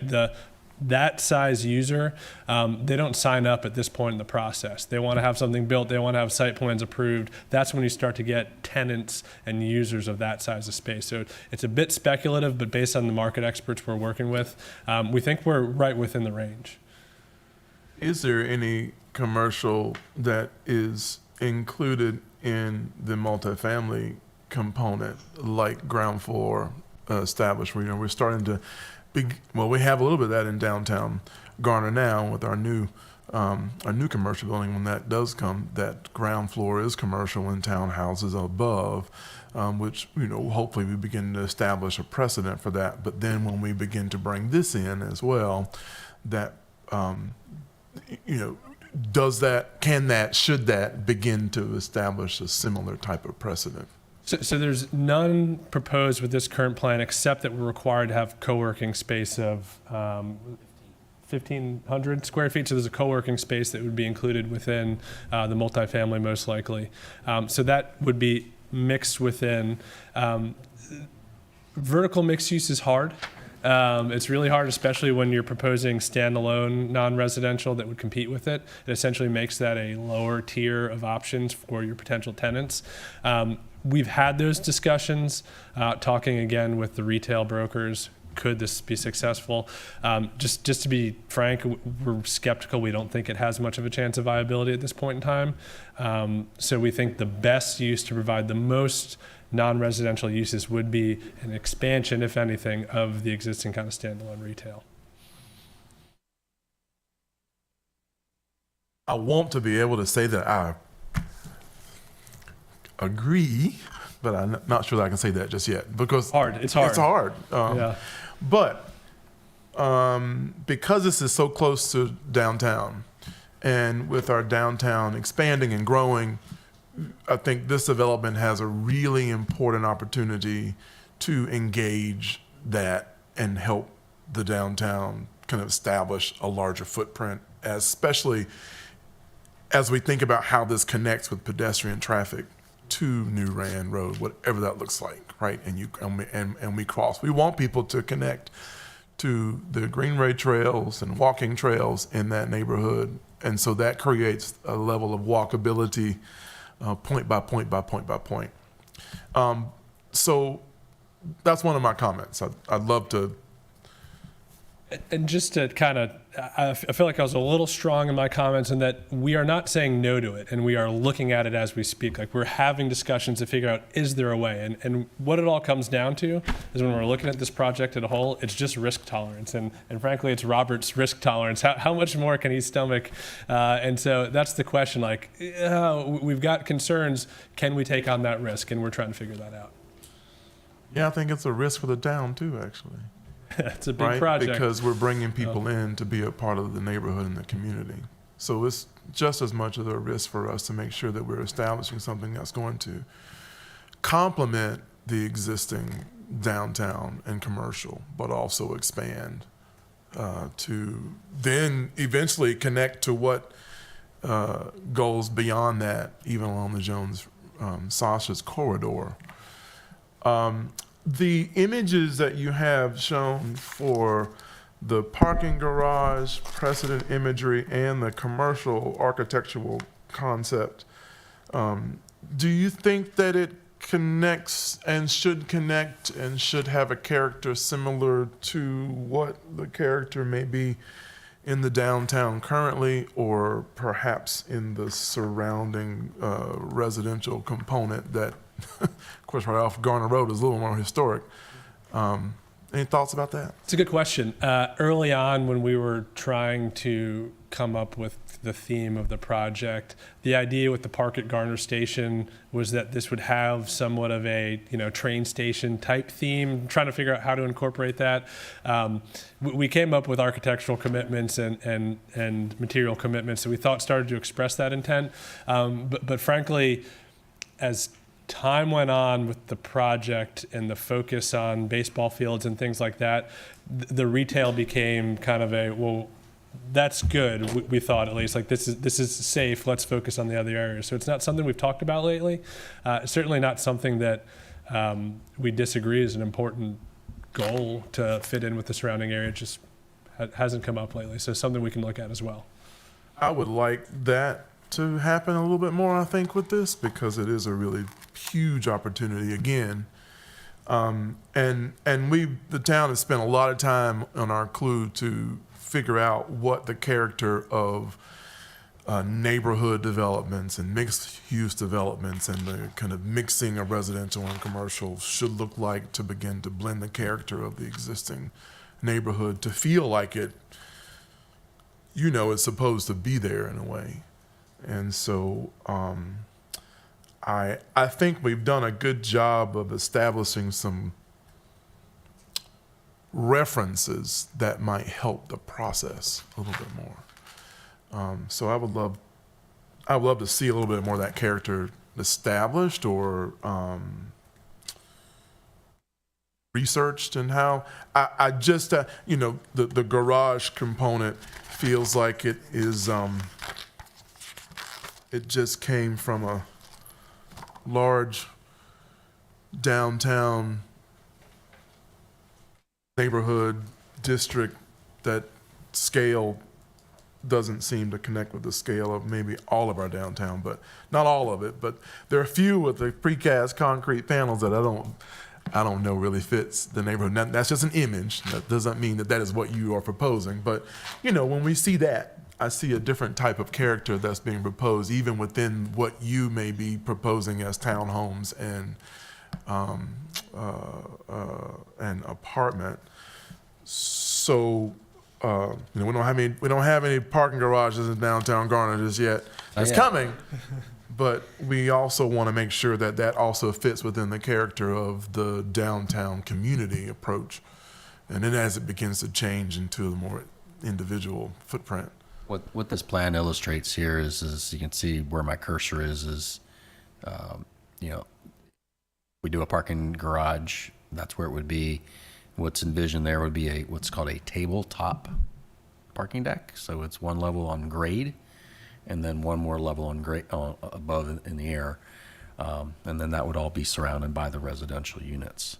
Okay. So yes, in the former plan that you don't have here, one was off to where the baseball field is, and admittedly, yes, with this concept, those images haven't been revised. Right, I can see that on page 19, those images, at least the top three, don't seem to necessarily recommend that that's what that suggests. So that will help us the next time we look at this, and also when we, you know, how council sees it, and also how our residents see it. So I think that that's really important. I think that's good feedback and something we can work on. I'm looking at Jeff and Ashley, like, you know, let's see if we can come up with something that you think is appropriate as well. I think in regards to Mr. Carson's comment about the open green space that is designated throughout, I appreciate that you are showing that. And in some ways, I think you're creating, you know, small pocket areas in between existing building footprints. However, maybe one of the things that maybe Mr. Carson might and Mr. Carson's comments is the connectivity to the open green spaces, especially as they are shown at the townhouse communities and within the apartment. You know, I think that when you perhaps think about driving along the main roadway and seeing the connection to this green space that you can then park and then access by walking through trails or walkways across the roadway that then connect you to these open spaces. And perhaps the way that they're shown now may or may not establish this kind of idea of the expansive connectedness of the open space or green space to the other surrounding components in the neighborhood. I'm not speaking for Mr. Carson, but from hearing his comments, I know that that's something that I would like to probably see established more.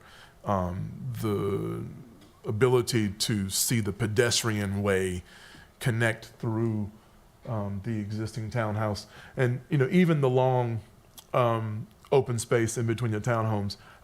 I don't see any type of green space or walkway or pedestrian way that crosses the street, intersects the existing townhome community, crosses the street again, connects you. I think you have to go around the parking lot, around the building, to the sidewalk, to the pedestrian way to then move across.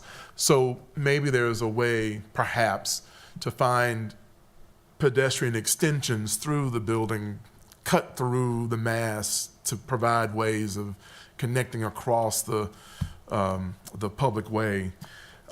Some of the things that we've been talking about in our clue is finding ways to create that connectiveness, especially if we talk about trails and connecting with trails and walkways and pedestrian movement. Some of it's at least meant to be illustrated here. Probably didn't do a good job of highlighting where you do have little pedestrian access points kind of mid-block to break it up. So you're wrapped by sidewalk, and then you'd have little entrances to bring folks into the realm. But I hear what you're saying, and we can take a look at that. Helpful. For some reason, not that this is Savannah, I see the wards that if I'm in one ward in Savannah, I can see the next ward and the next park and the next ward and the next park and the next and the street surrounds but there's a visual connection as well as a physical connection that wraps and connects you to the park and around the park and around to the street, and then you connect to the other. And here, it's hard to see that on the east-west axis, perhaps. And I think that the importance is that we have this east-west movement to connect to downtown, and so now there's this east-west movement to connect to ballparks that really doesn't necessarily exist in this east-west movement that might want to connect to the new Jurgen Park area. So I think that axis, that east-west axis, is really important. Like the north-south axis to me is not as important as the east-west approach, especially with the proposed park coming forward. So I won't do it justice, but in an early iteration, we had kind of a major pedestrian corridor between the two parks, right? And just over the course of the other comments that needed to be addressed, they necessitated a reconfiguration of that space. So it was something we strived for early on, but other things took hold. Something to think about again, maybe. Not that it should, disregard what you've done, but I do think that movement is important somehow, maybe. Those are some of my overall kind of big comment questions as it relates to our plan. It's a really important opportunity to connect to the downtown, I think, and something that is an innovative way to express that. And I hope that we can find a good way to begin to do that before I get into the little details, or other details. Are there any other questions? Any questions for staff before we have any questions from the public? Jeff, at the council hearing, there was mention that some approval would need to be secured from federal recreation agency, because in terms of how either Garner Rec Park or Jurgen Park was purchased? Yes, so to get, and just to give you some larger context, for this property to have any development of considerable consequence above 75 to 100 type of dwelling units, whatever they may be. If you remember, we've talked about this with previous projects, they have to have 2 points of access. Getting 2 points of access onto Garner Road, given the frontage constraints as they are today, would be difficult. We also have a known traffic problem at Creech and East Garner Road. It's a atypical kind of situation. We've pushed back, stop bars 20, 30 feet, trying to give buses enough room to make those turns. It's not an easy intersection to navigate, and that is not going to change because we have a historic bed and breakfast on the corner. It's very tight to the road. There's no additional right-of-way to be given, as you heard mentioned with the TIA before. So there has to be another point of access somewhere. So planning staff years ago, we kind of just internally and with engineering identified that we need to look for some alternatives to intentionally allow traffic to bypass that intersection. So one of the options would be to take a very small piece, just what's needed, on the existing Garner Rec Park to push a new connection and do it in a way that tries to, be respectful and accentuate the access to and enjoyment, then future enjoyment of the park. So yes, there is a process that the National Park Service has in place because the funding that was used at the time, does require this to be maintained as parkland. But there are opportunities to do what they call a swap or a trade out, and it does have to be approved by them so that the whatever land is traded is considered to be of more value than what, or at the very least equal value. So that is a process that would have to take place. it's at the mercy of the Park Service. But yeah, that will need to be part of it. Has the town ever had to do that before? Maria, again, you're on the call. I don't know that I need you to chime in, but I don't know that the town has done it. Surrounding but towns? there are other Surrounding communities Yeah. that have. Yeah. Go ahead, Maria. Sometime in the 1990s, for some utility dedication, there was some conversion process pursued and approved by the National Park Service. And there are other communities that, when Maria's talked to the Park Service, access, road, again, infrastructure, utilities are not uncommon requests.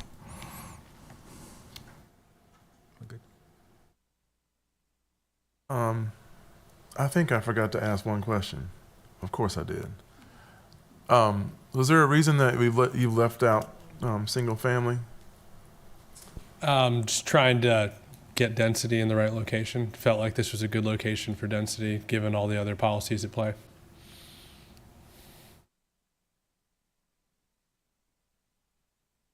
Okay. Do you think it could provide density in some area, but still provide a mix of all of those residential typologies? In theory, it could. What I would say is that this has been an 18-month plan, and that would probably make it a 24-month plan. So we'd hope that we can make some traction with the current mix.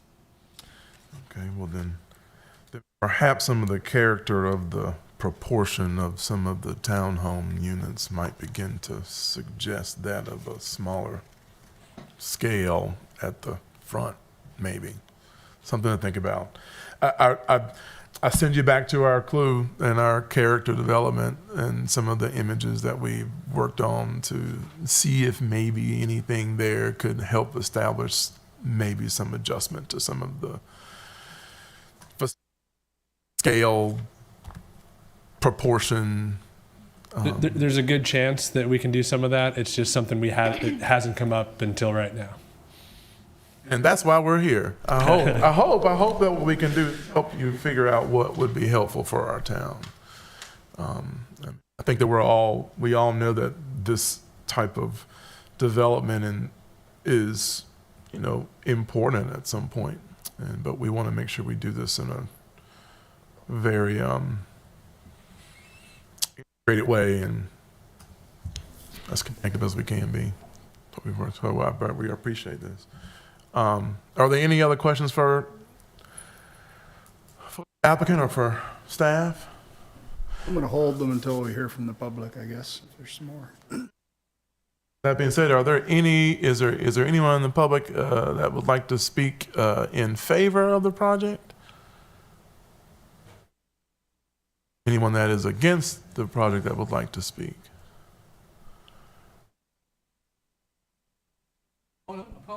Opponents?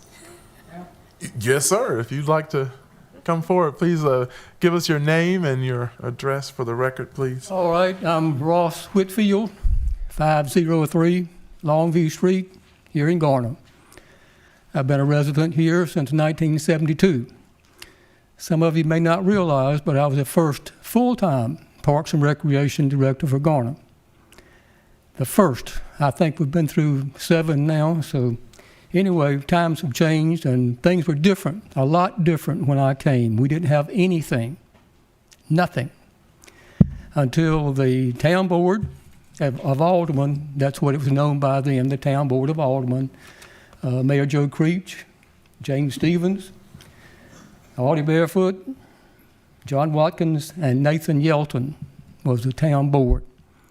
And they wanted to make sure that we were complying with the North Carolina Recreation Enabling Law, which meant recreation is a necessary expense for municipalities and county governments.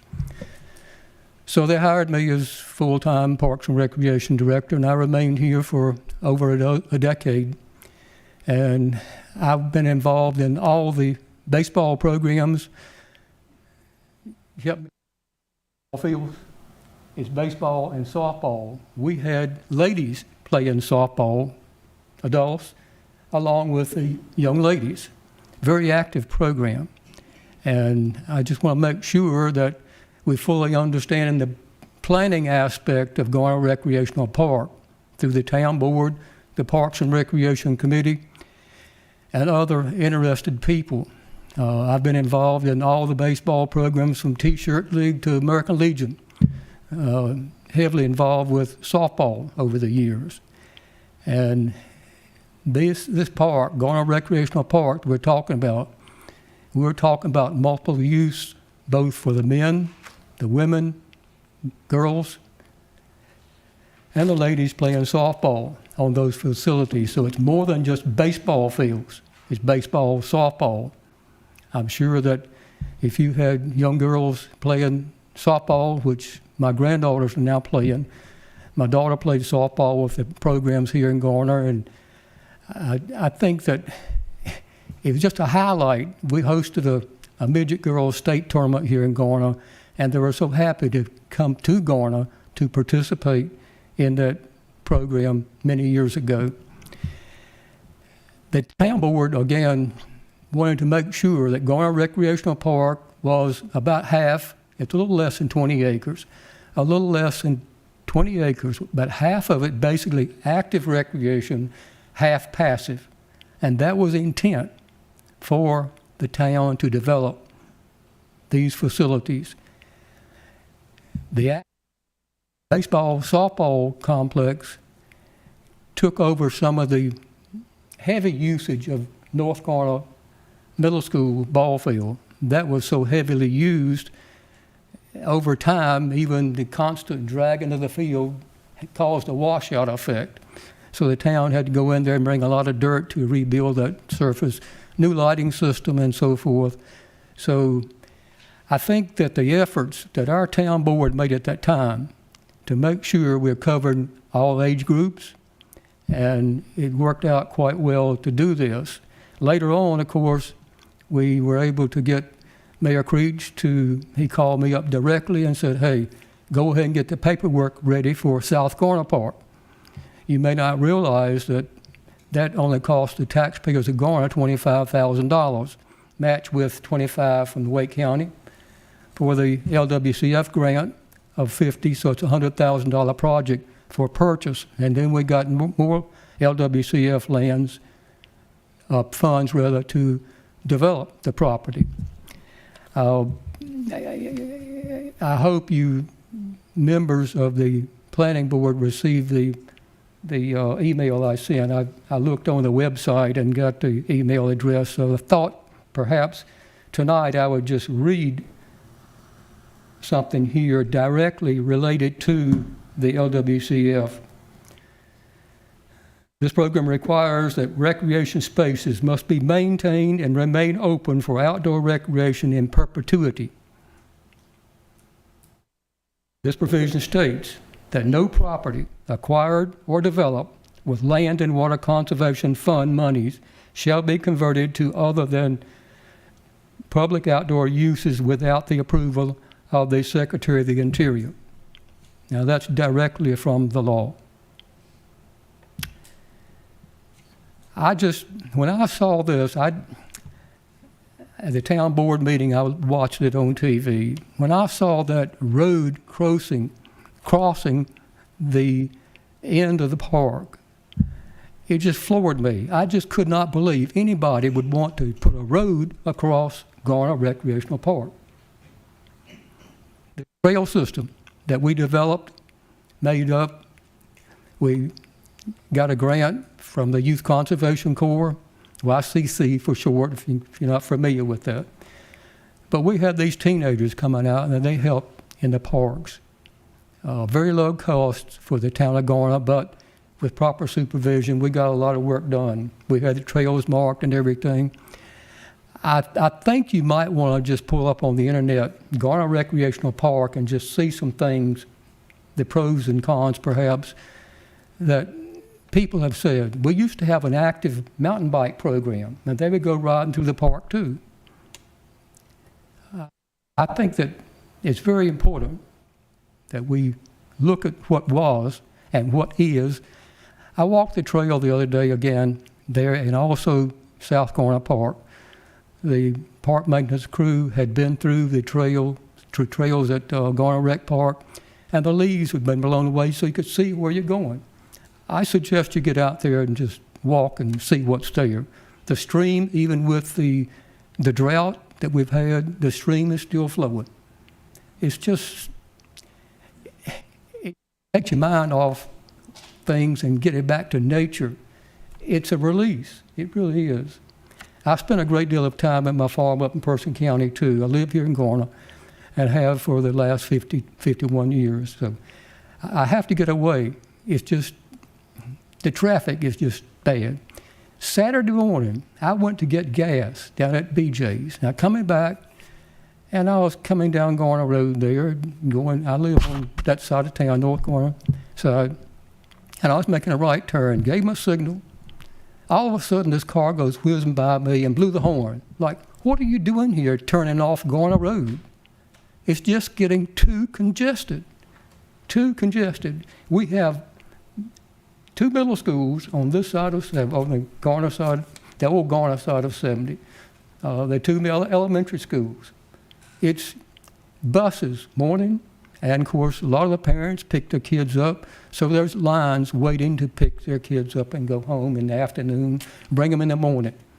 A lot of times, and of course, I'll be 80 years old next month, if God willing, but we have to select the time, safe time, that we can go to see doctor's appointments or go to the grocery store, go and get gas. It's getting too congested.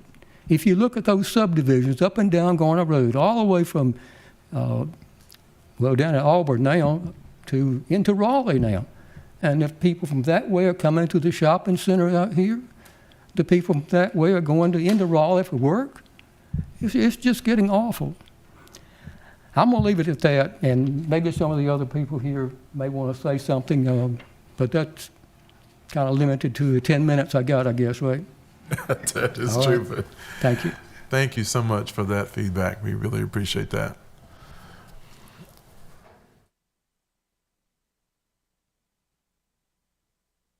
Please state your name and your address for our record. Name is Nolan Saunders. Address is 1000 Creech Road. When I look at the cut through there between East Garner Road and Creech Road, y'all going to need to put tires and hay bales out there like NASCAR does when people go through there, because that's going to be nothing but a high-speed shortcut. Put speed bumps on it or something. And it's just, every time I turn around, the town is approving another subdivision, but they never do anything about the roads. Turn lane here or something like that. It's time to get the roads ready so we have a place to add these subdivisions and apartment complexes and so forth. But we're not ready yet. So you need to think about the traffic. Thank you so much. We really appreciate everyone's feedback, and it will not go unnoticed.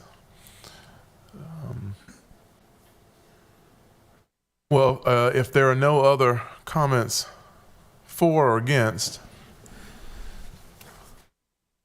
I've got a few more questions. Okay. I'll start, I guess, with Mr. Marsh again. What's your time frame for build out, your minimum, maximum, as you see it now? Part of it's covered in the development agreement. There's an expected, I think, maximum term of 15 years, of which wouldn't be our intent, but maybe Robert can talk about overall timelines real quick. Just so make sure, ask that question again. What is your estimated build out time for your development, minimum, maximum? So construction wouldn't likely start until 2025. In our TIA at the time, we had proposed a build-out schedule till 2029. My guess is that it gets extended by a little bit.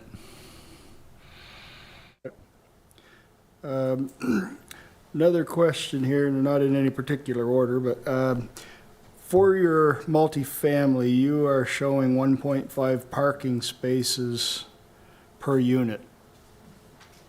Is feel that that is adequate considering most people are at least a two-car family? So staff had commented to actually take that out of the booklet, which we're going to do. We'll park to code, and to the extent we can demonstrate through a shared parking agreement or a parking study that a different amount is appropriate, that would be addressed at the special use permit stage, and we'll be able to establish this is what's actually being provided with a specific project and it meets the needs. Your upgrades to New Rand Road, Creech, and East Garner, and I guess fee in lieu of at Jones Sausage,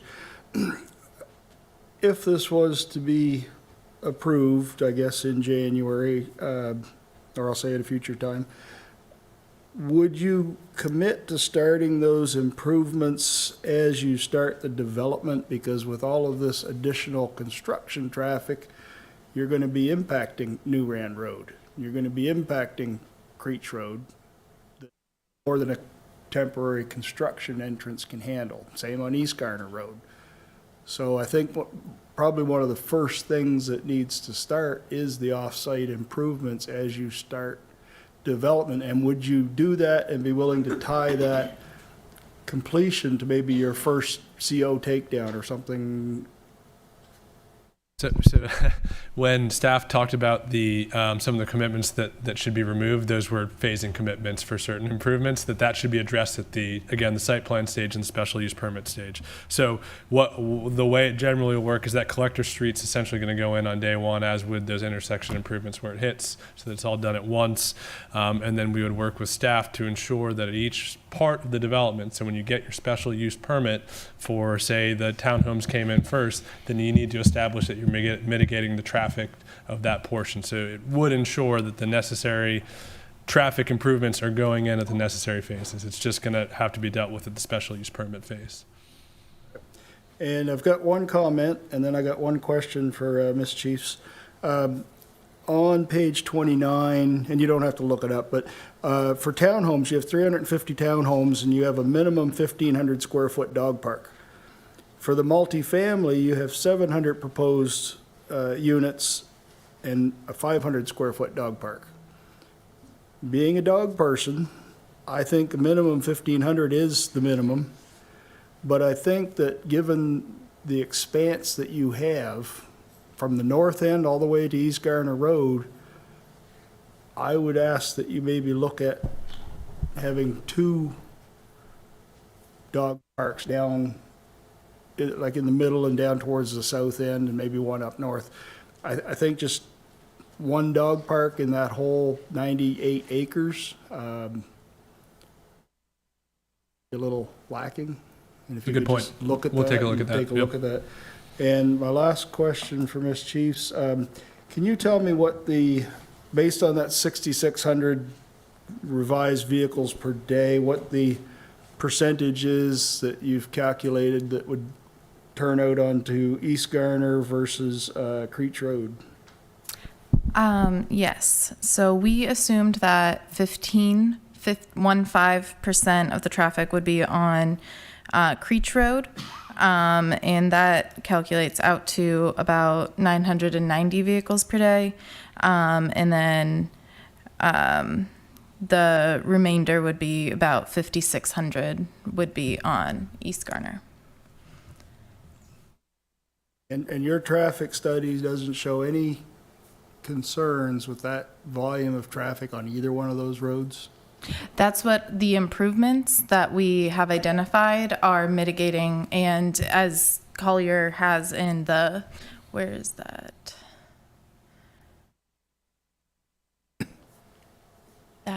The diagram that shows the queuing. It's one more. So this diagram here, I know you've mentioned previously that the traffic is backing up, and that's what you're experiencing. So that left image is showing what that traffic is going to be without this development under those no build conditions. So we're seeing that the traffic is going to back up all the way to 70 along New Rand Road. But with our traffic improvements and under the build conditions, so that's what we're mitigating beyond even just our site's traffic. We're mitigating those no build queues as well with the improvements that we've proposed there and are committed to doing. I agree that your improvements will shorten it, but I don't see how you come up with a no build at 1,000 feet. I've never seen cars from one end of New Rand to the other, so I'm not sure. So that is in the future. So that 2029 build year, that's that 2029 build year without our site, which means that those improvements wouldn't be going in unless our site is constructing them or some other development is constructing them or the town is paying money to construct them. So so that no build condition is what the future is going to be without this development. And then with this development, so with those additional trips that we are putting on East Garner Road, we are cutting that queue in half, and we are providing a traffic signal in turn lanes that's, again, going to help meter the traffic along East Garner Road. And I agree that New Rand needs an upgrade, and I'm thankful that you guys are looking at that as part of this proposal. But I just wanted to get that traffic split. And I do have one question for staff. Where they're doing the fee in lieu of for Jones Sausage Road, what is the time frame for that to be constructed, which would also, and that's a loaded question, to alleviate the traffic as it is now, but also with proposed 5,600 vehicles a day added on to the 11,500? So that turn lane would be a part of the Jones Sausage Road project that we currently have in design.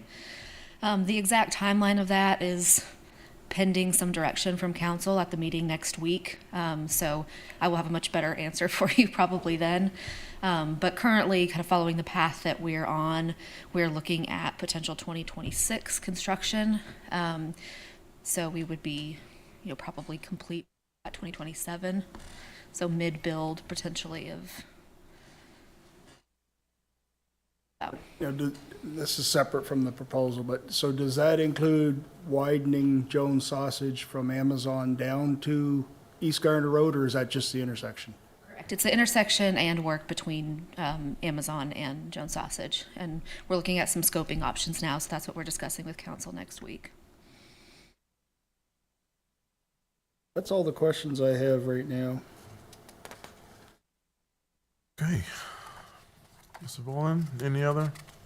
Ms. Phillips, any other comments, questions? Ms. Avent, any other questions? So in the state of time, I think that we are at that stage where we need to decide on a motion to further our next steps.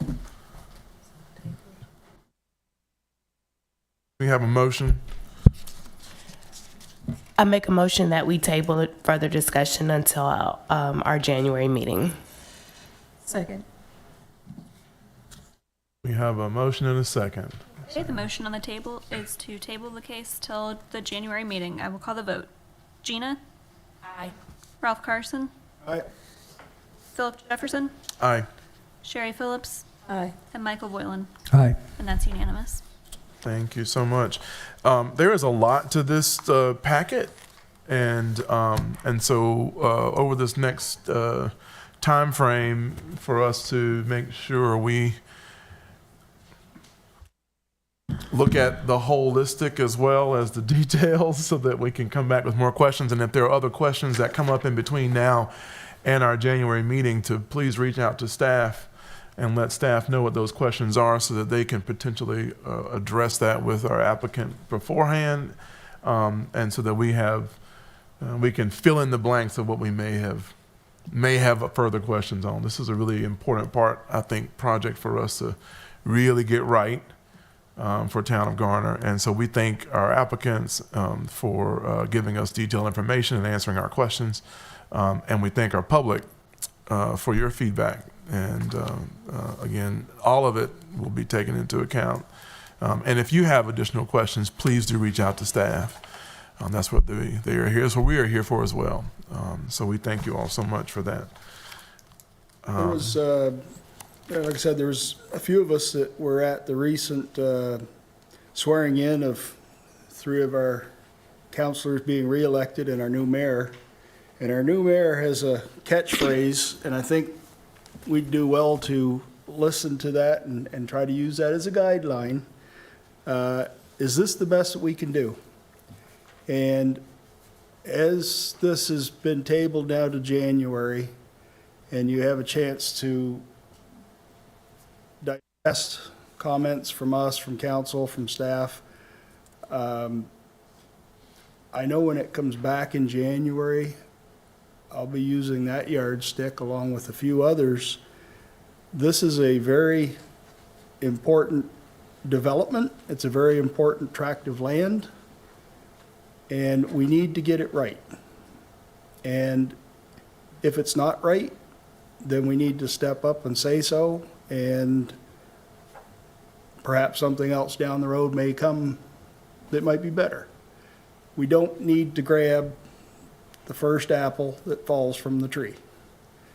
And we all have a duty to listen, to plan, to see what this development, not in 5 years, not in 10 years, but 15, 20, 25 years, this development is going to be here for the rest of our lives.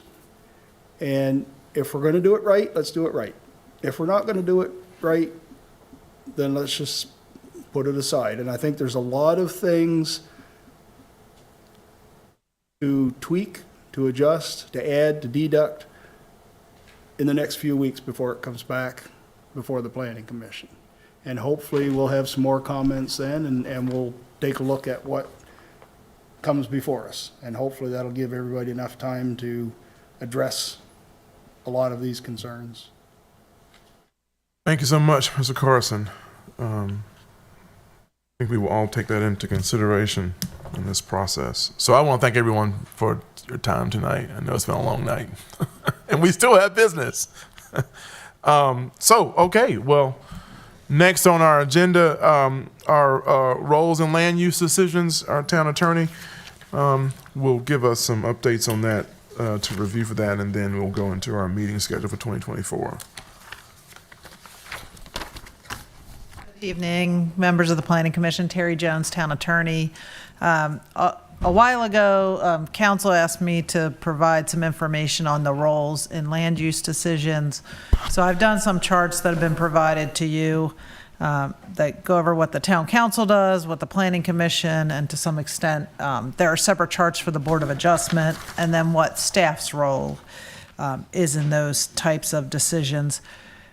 It's hard to distill the entire UDO and state law, Chapter 160D, into one page, but it's intended to be a useful tool for, a quick guide to look at when there are questions as to what your role is versus the planning staff's role, and then town council. So I don't want to prolong your meeting, but if you have any questions about that, I'm happy to do that. Or if you have any suggestions about a better way to provide this information, I could do that as well. I guess, thank you for pulling it up. I don't know if you want to go through it, I just wanted it for reference, so. So basically, for Planning Commission, your two major roles are in providing a review of consistency with the comprehensive plan for both rezoning map amendments and then also zoning text amendments.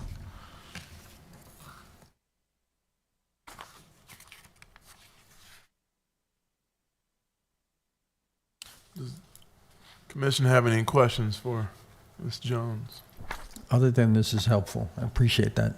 I do think that very helpful. And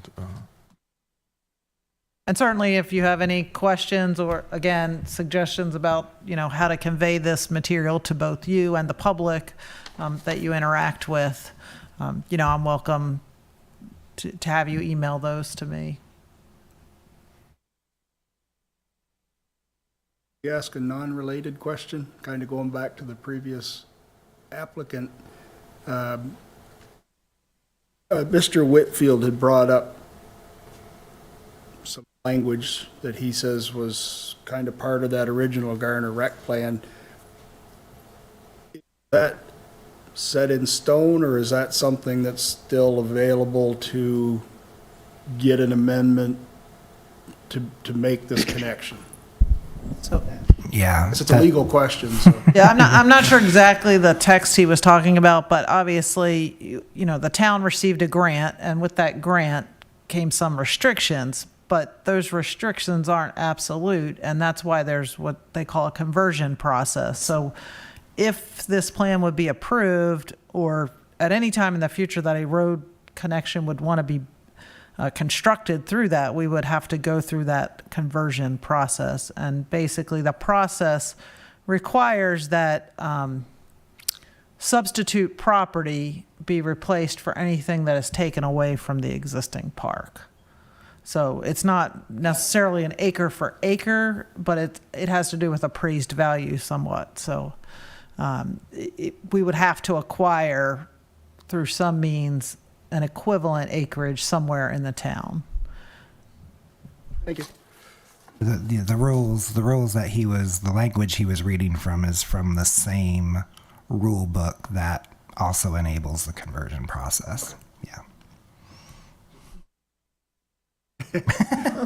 Well, it provides the context for both sides, why you need a conversion process. So yeah.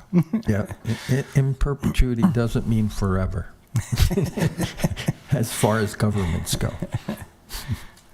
It's helpful to get their feedback on how they see it from before and how we need to apply it now. And thank you for that understanding. Thank you for this as well. I think as we look at this anymore, if you come up with any other ideas of if this could help you understand the process more, please do reach out to staff or Ms. Jones and share those comments as well. But this is really helpful for us. I think many times we get to this process. Okay, when are we supposed? Okay, do we make that decision or not? So this helps us a lot. Okay.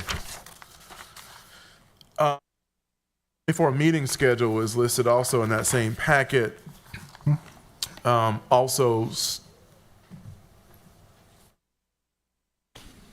there's a date. Yeah, there's a date there that we need to come up with an alternate. Neither the UDO nor the rules of procedure specify exactly how it needs to be resolved, other than to say that we need to pick a date. So Monday, November 11th is Veterans Day this year, and it happens to be that second Monday. So again, without a rule saying we meet the next business day or the same business day of the week but the next week, we just need to pick when that's going to be so that we can publish it and make it part of the regular calendar. So we are open in this particular case. I would probably say if we can do it the next day, that would be preferable from a staff perspective as opposed to messing with the weeks, because then we get double whammy. So you're saying November 12th instead of the 11th? That would be my recommendation if that's acceptable to y'all. There's a lot of town council stuff on Tuesdays. Is that going to be an issue? No, by being the second week, that actually keeps us off of a council week. Yeah, so that's why I would recommend that. You want us to make a motion and vote on it, or you just want a show of hands? Or Ms. Jones, does it need to be an official motion? Yeah, that's what I was kind of going to default to, but we'll make the motion to lean on Mr. Triesenberg's wise suggestion that we move it to Tuesday, November 12th. I'll second 2024. that. I'll second that. So we have a motion and a second to move our meeting to... No, I am not able to attend that day. I have another standing meeting the second Tuesday every month. Do it all in favor, all opposed? I think as of now, I think my schedule will allow. So I'll be able to adjust as we need. Are Wednesdays any better? I know sometimes there's church conflicts on Wednesday, for sure. Wednesday time for me.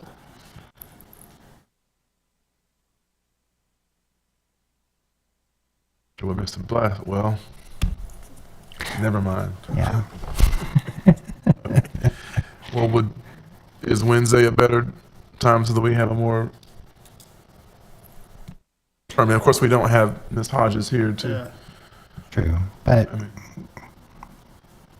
I'd rather have 5 people, that can agree to something, and then if one of you can't, we've still got a quorum, as opposed to.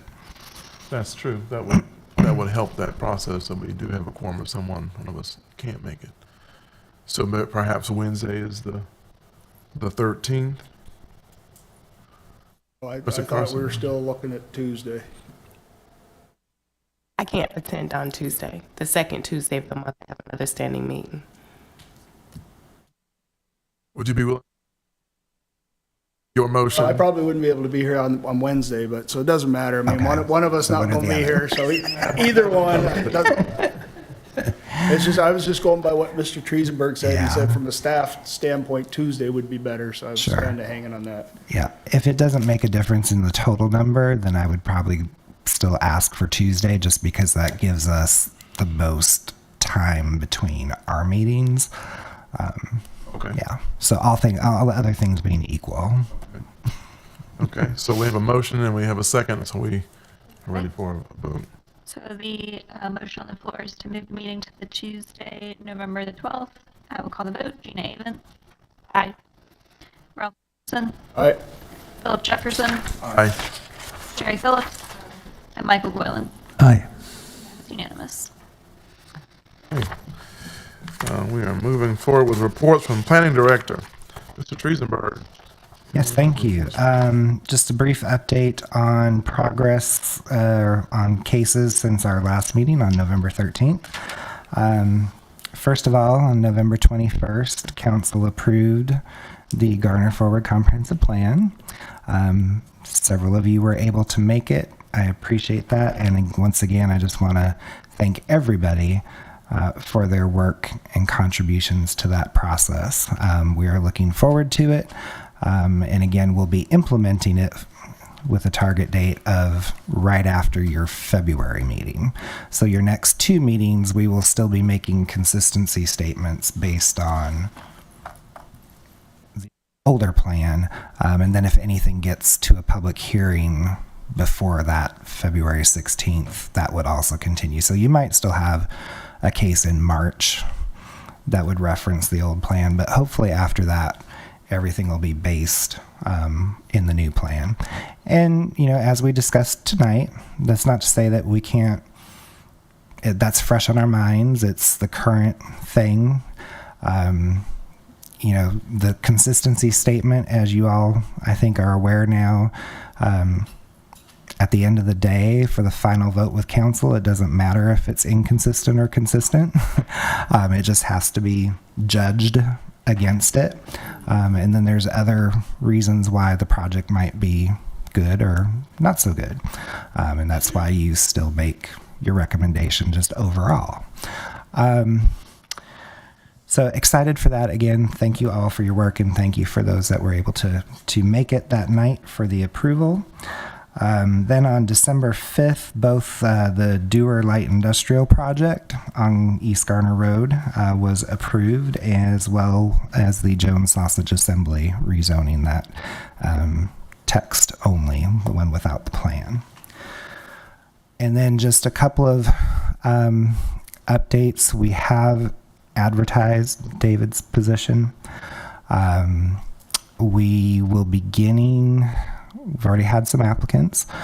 We will be doing preliminary interviews actually this week, with the hope to have kind of the in-person evaluation right after the holidays. So hopefully we'll be able to add a staff member back in January or February.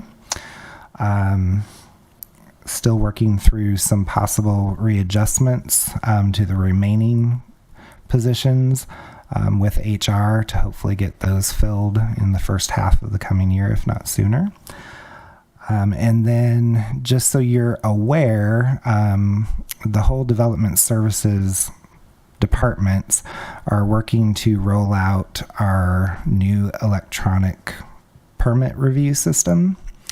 As you may or may not be aware, almost everything comes in still paper to our offices, and so this is going to be a big undertaking. We've done a lot of work. We've got some great support staff upstairs as well that are kind of helping guide this along. But the rubber starts meeting the road next week.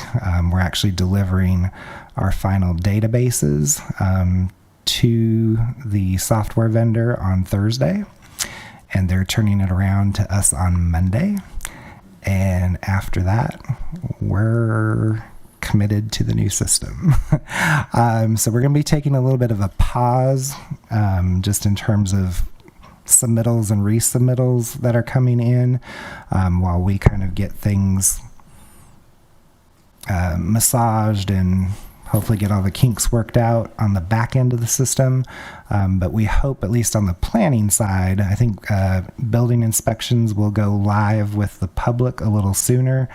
But for planning, we're hoping around the end of January, early February to open up the public-facing side so that folks will be able to just submit things from their computer in the comfort of their home. So just want you to be aware of that. We kind of thankfully are doing this over the holidays where hopefully it's a little slower, but we shall see. But that's all I have. That's going to be a big change, I think. Hopefully it'll be good. Hope so. I wonder if there'll be small projects that may have a problem with an electronic method. Maybe not, probably not. Well, we will also have a kiosk at the front desk, and we'll still be available to take a paper and help people enter, but we'll actually have a whole team that will be there, and they're there already, because some of that stuff is kind of already being done just in the old system, particularly for building inspections, but we'll have folks available to, coach and provide tech support. Okay. Okay. Yep, absolutely. Would we be able to get the final copy of the Garner Forward Plan? Because I think the last hard copies we got were 2 revisions ago. Yes, we will be getting you all final copies of the final document. We got everything, I think maybe last week from Matt with all the final edits and formatting. So I've just got to get those to a printer and get those done for you. Absolutely.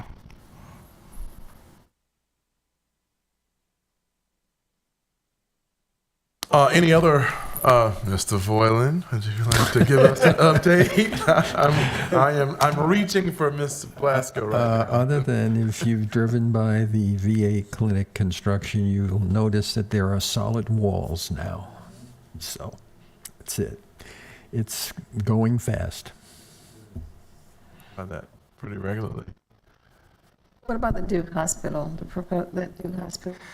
That project, to my understanding, has kind of been put on hold for right now. I have not received anything officially from them, but I have been told that it is on hold. I think they're evaluating exactly what needs to go there, and that the plan that they had a couple of years ago may not be the plan that they have now.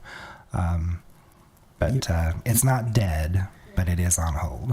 Even after all that earth has been moved? You're talking about Duke, right? Wow. Sir.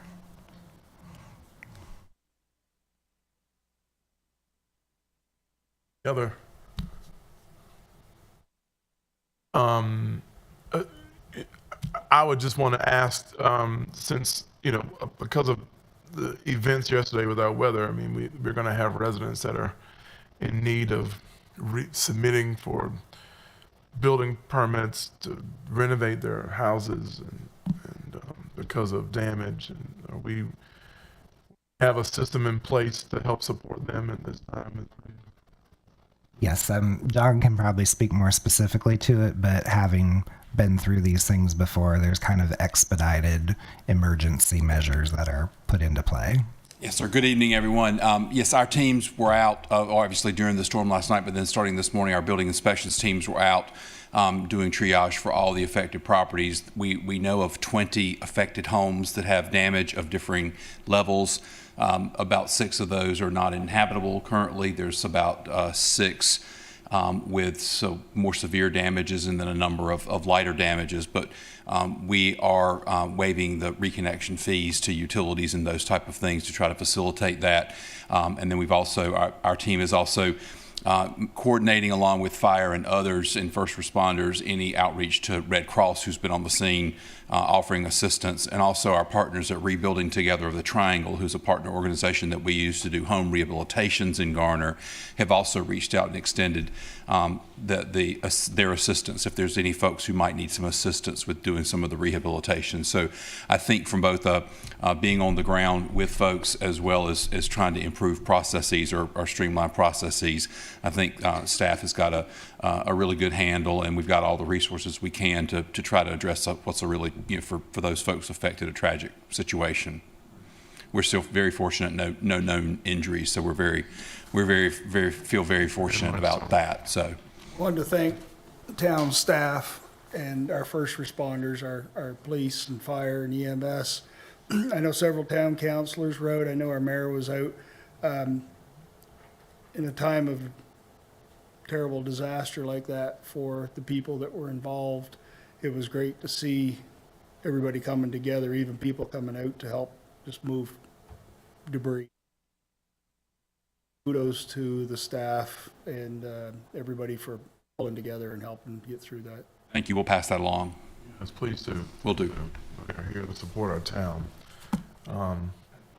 I wasn't up here earlier, but when the question came back at Duke, I would just add, it's not just a Garner decision about that. They are reevaluating their system-wide, all of their development that they have in progress system-wide. So it is not a Garner-specific decision right now. It sounds like it is a system-wide decision, or that they're evaluating what they're doing. So just wanted to add that since I was up. So Thank you for that.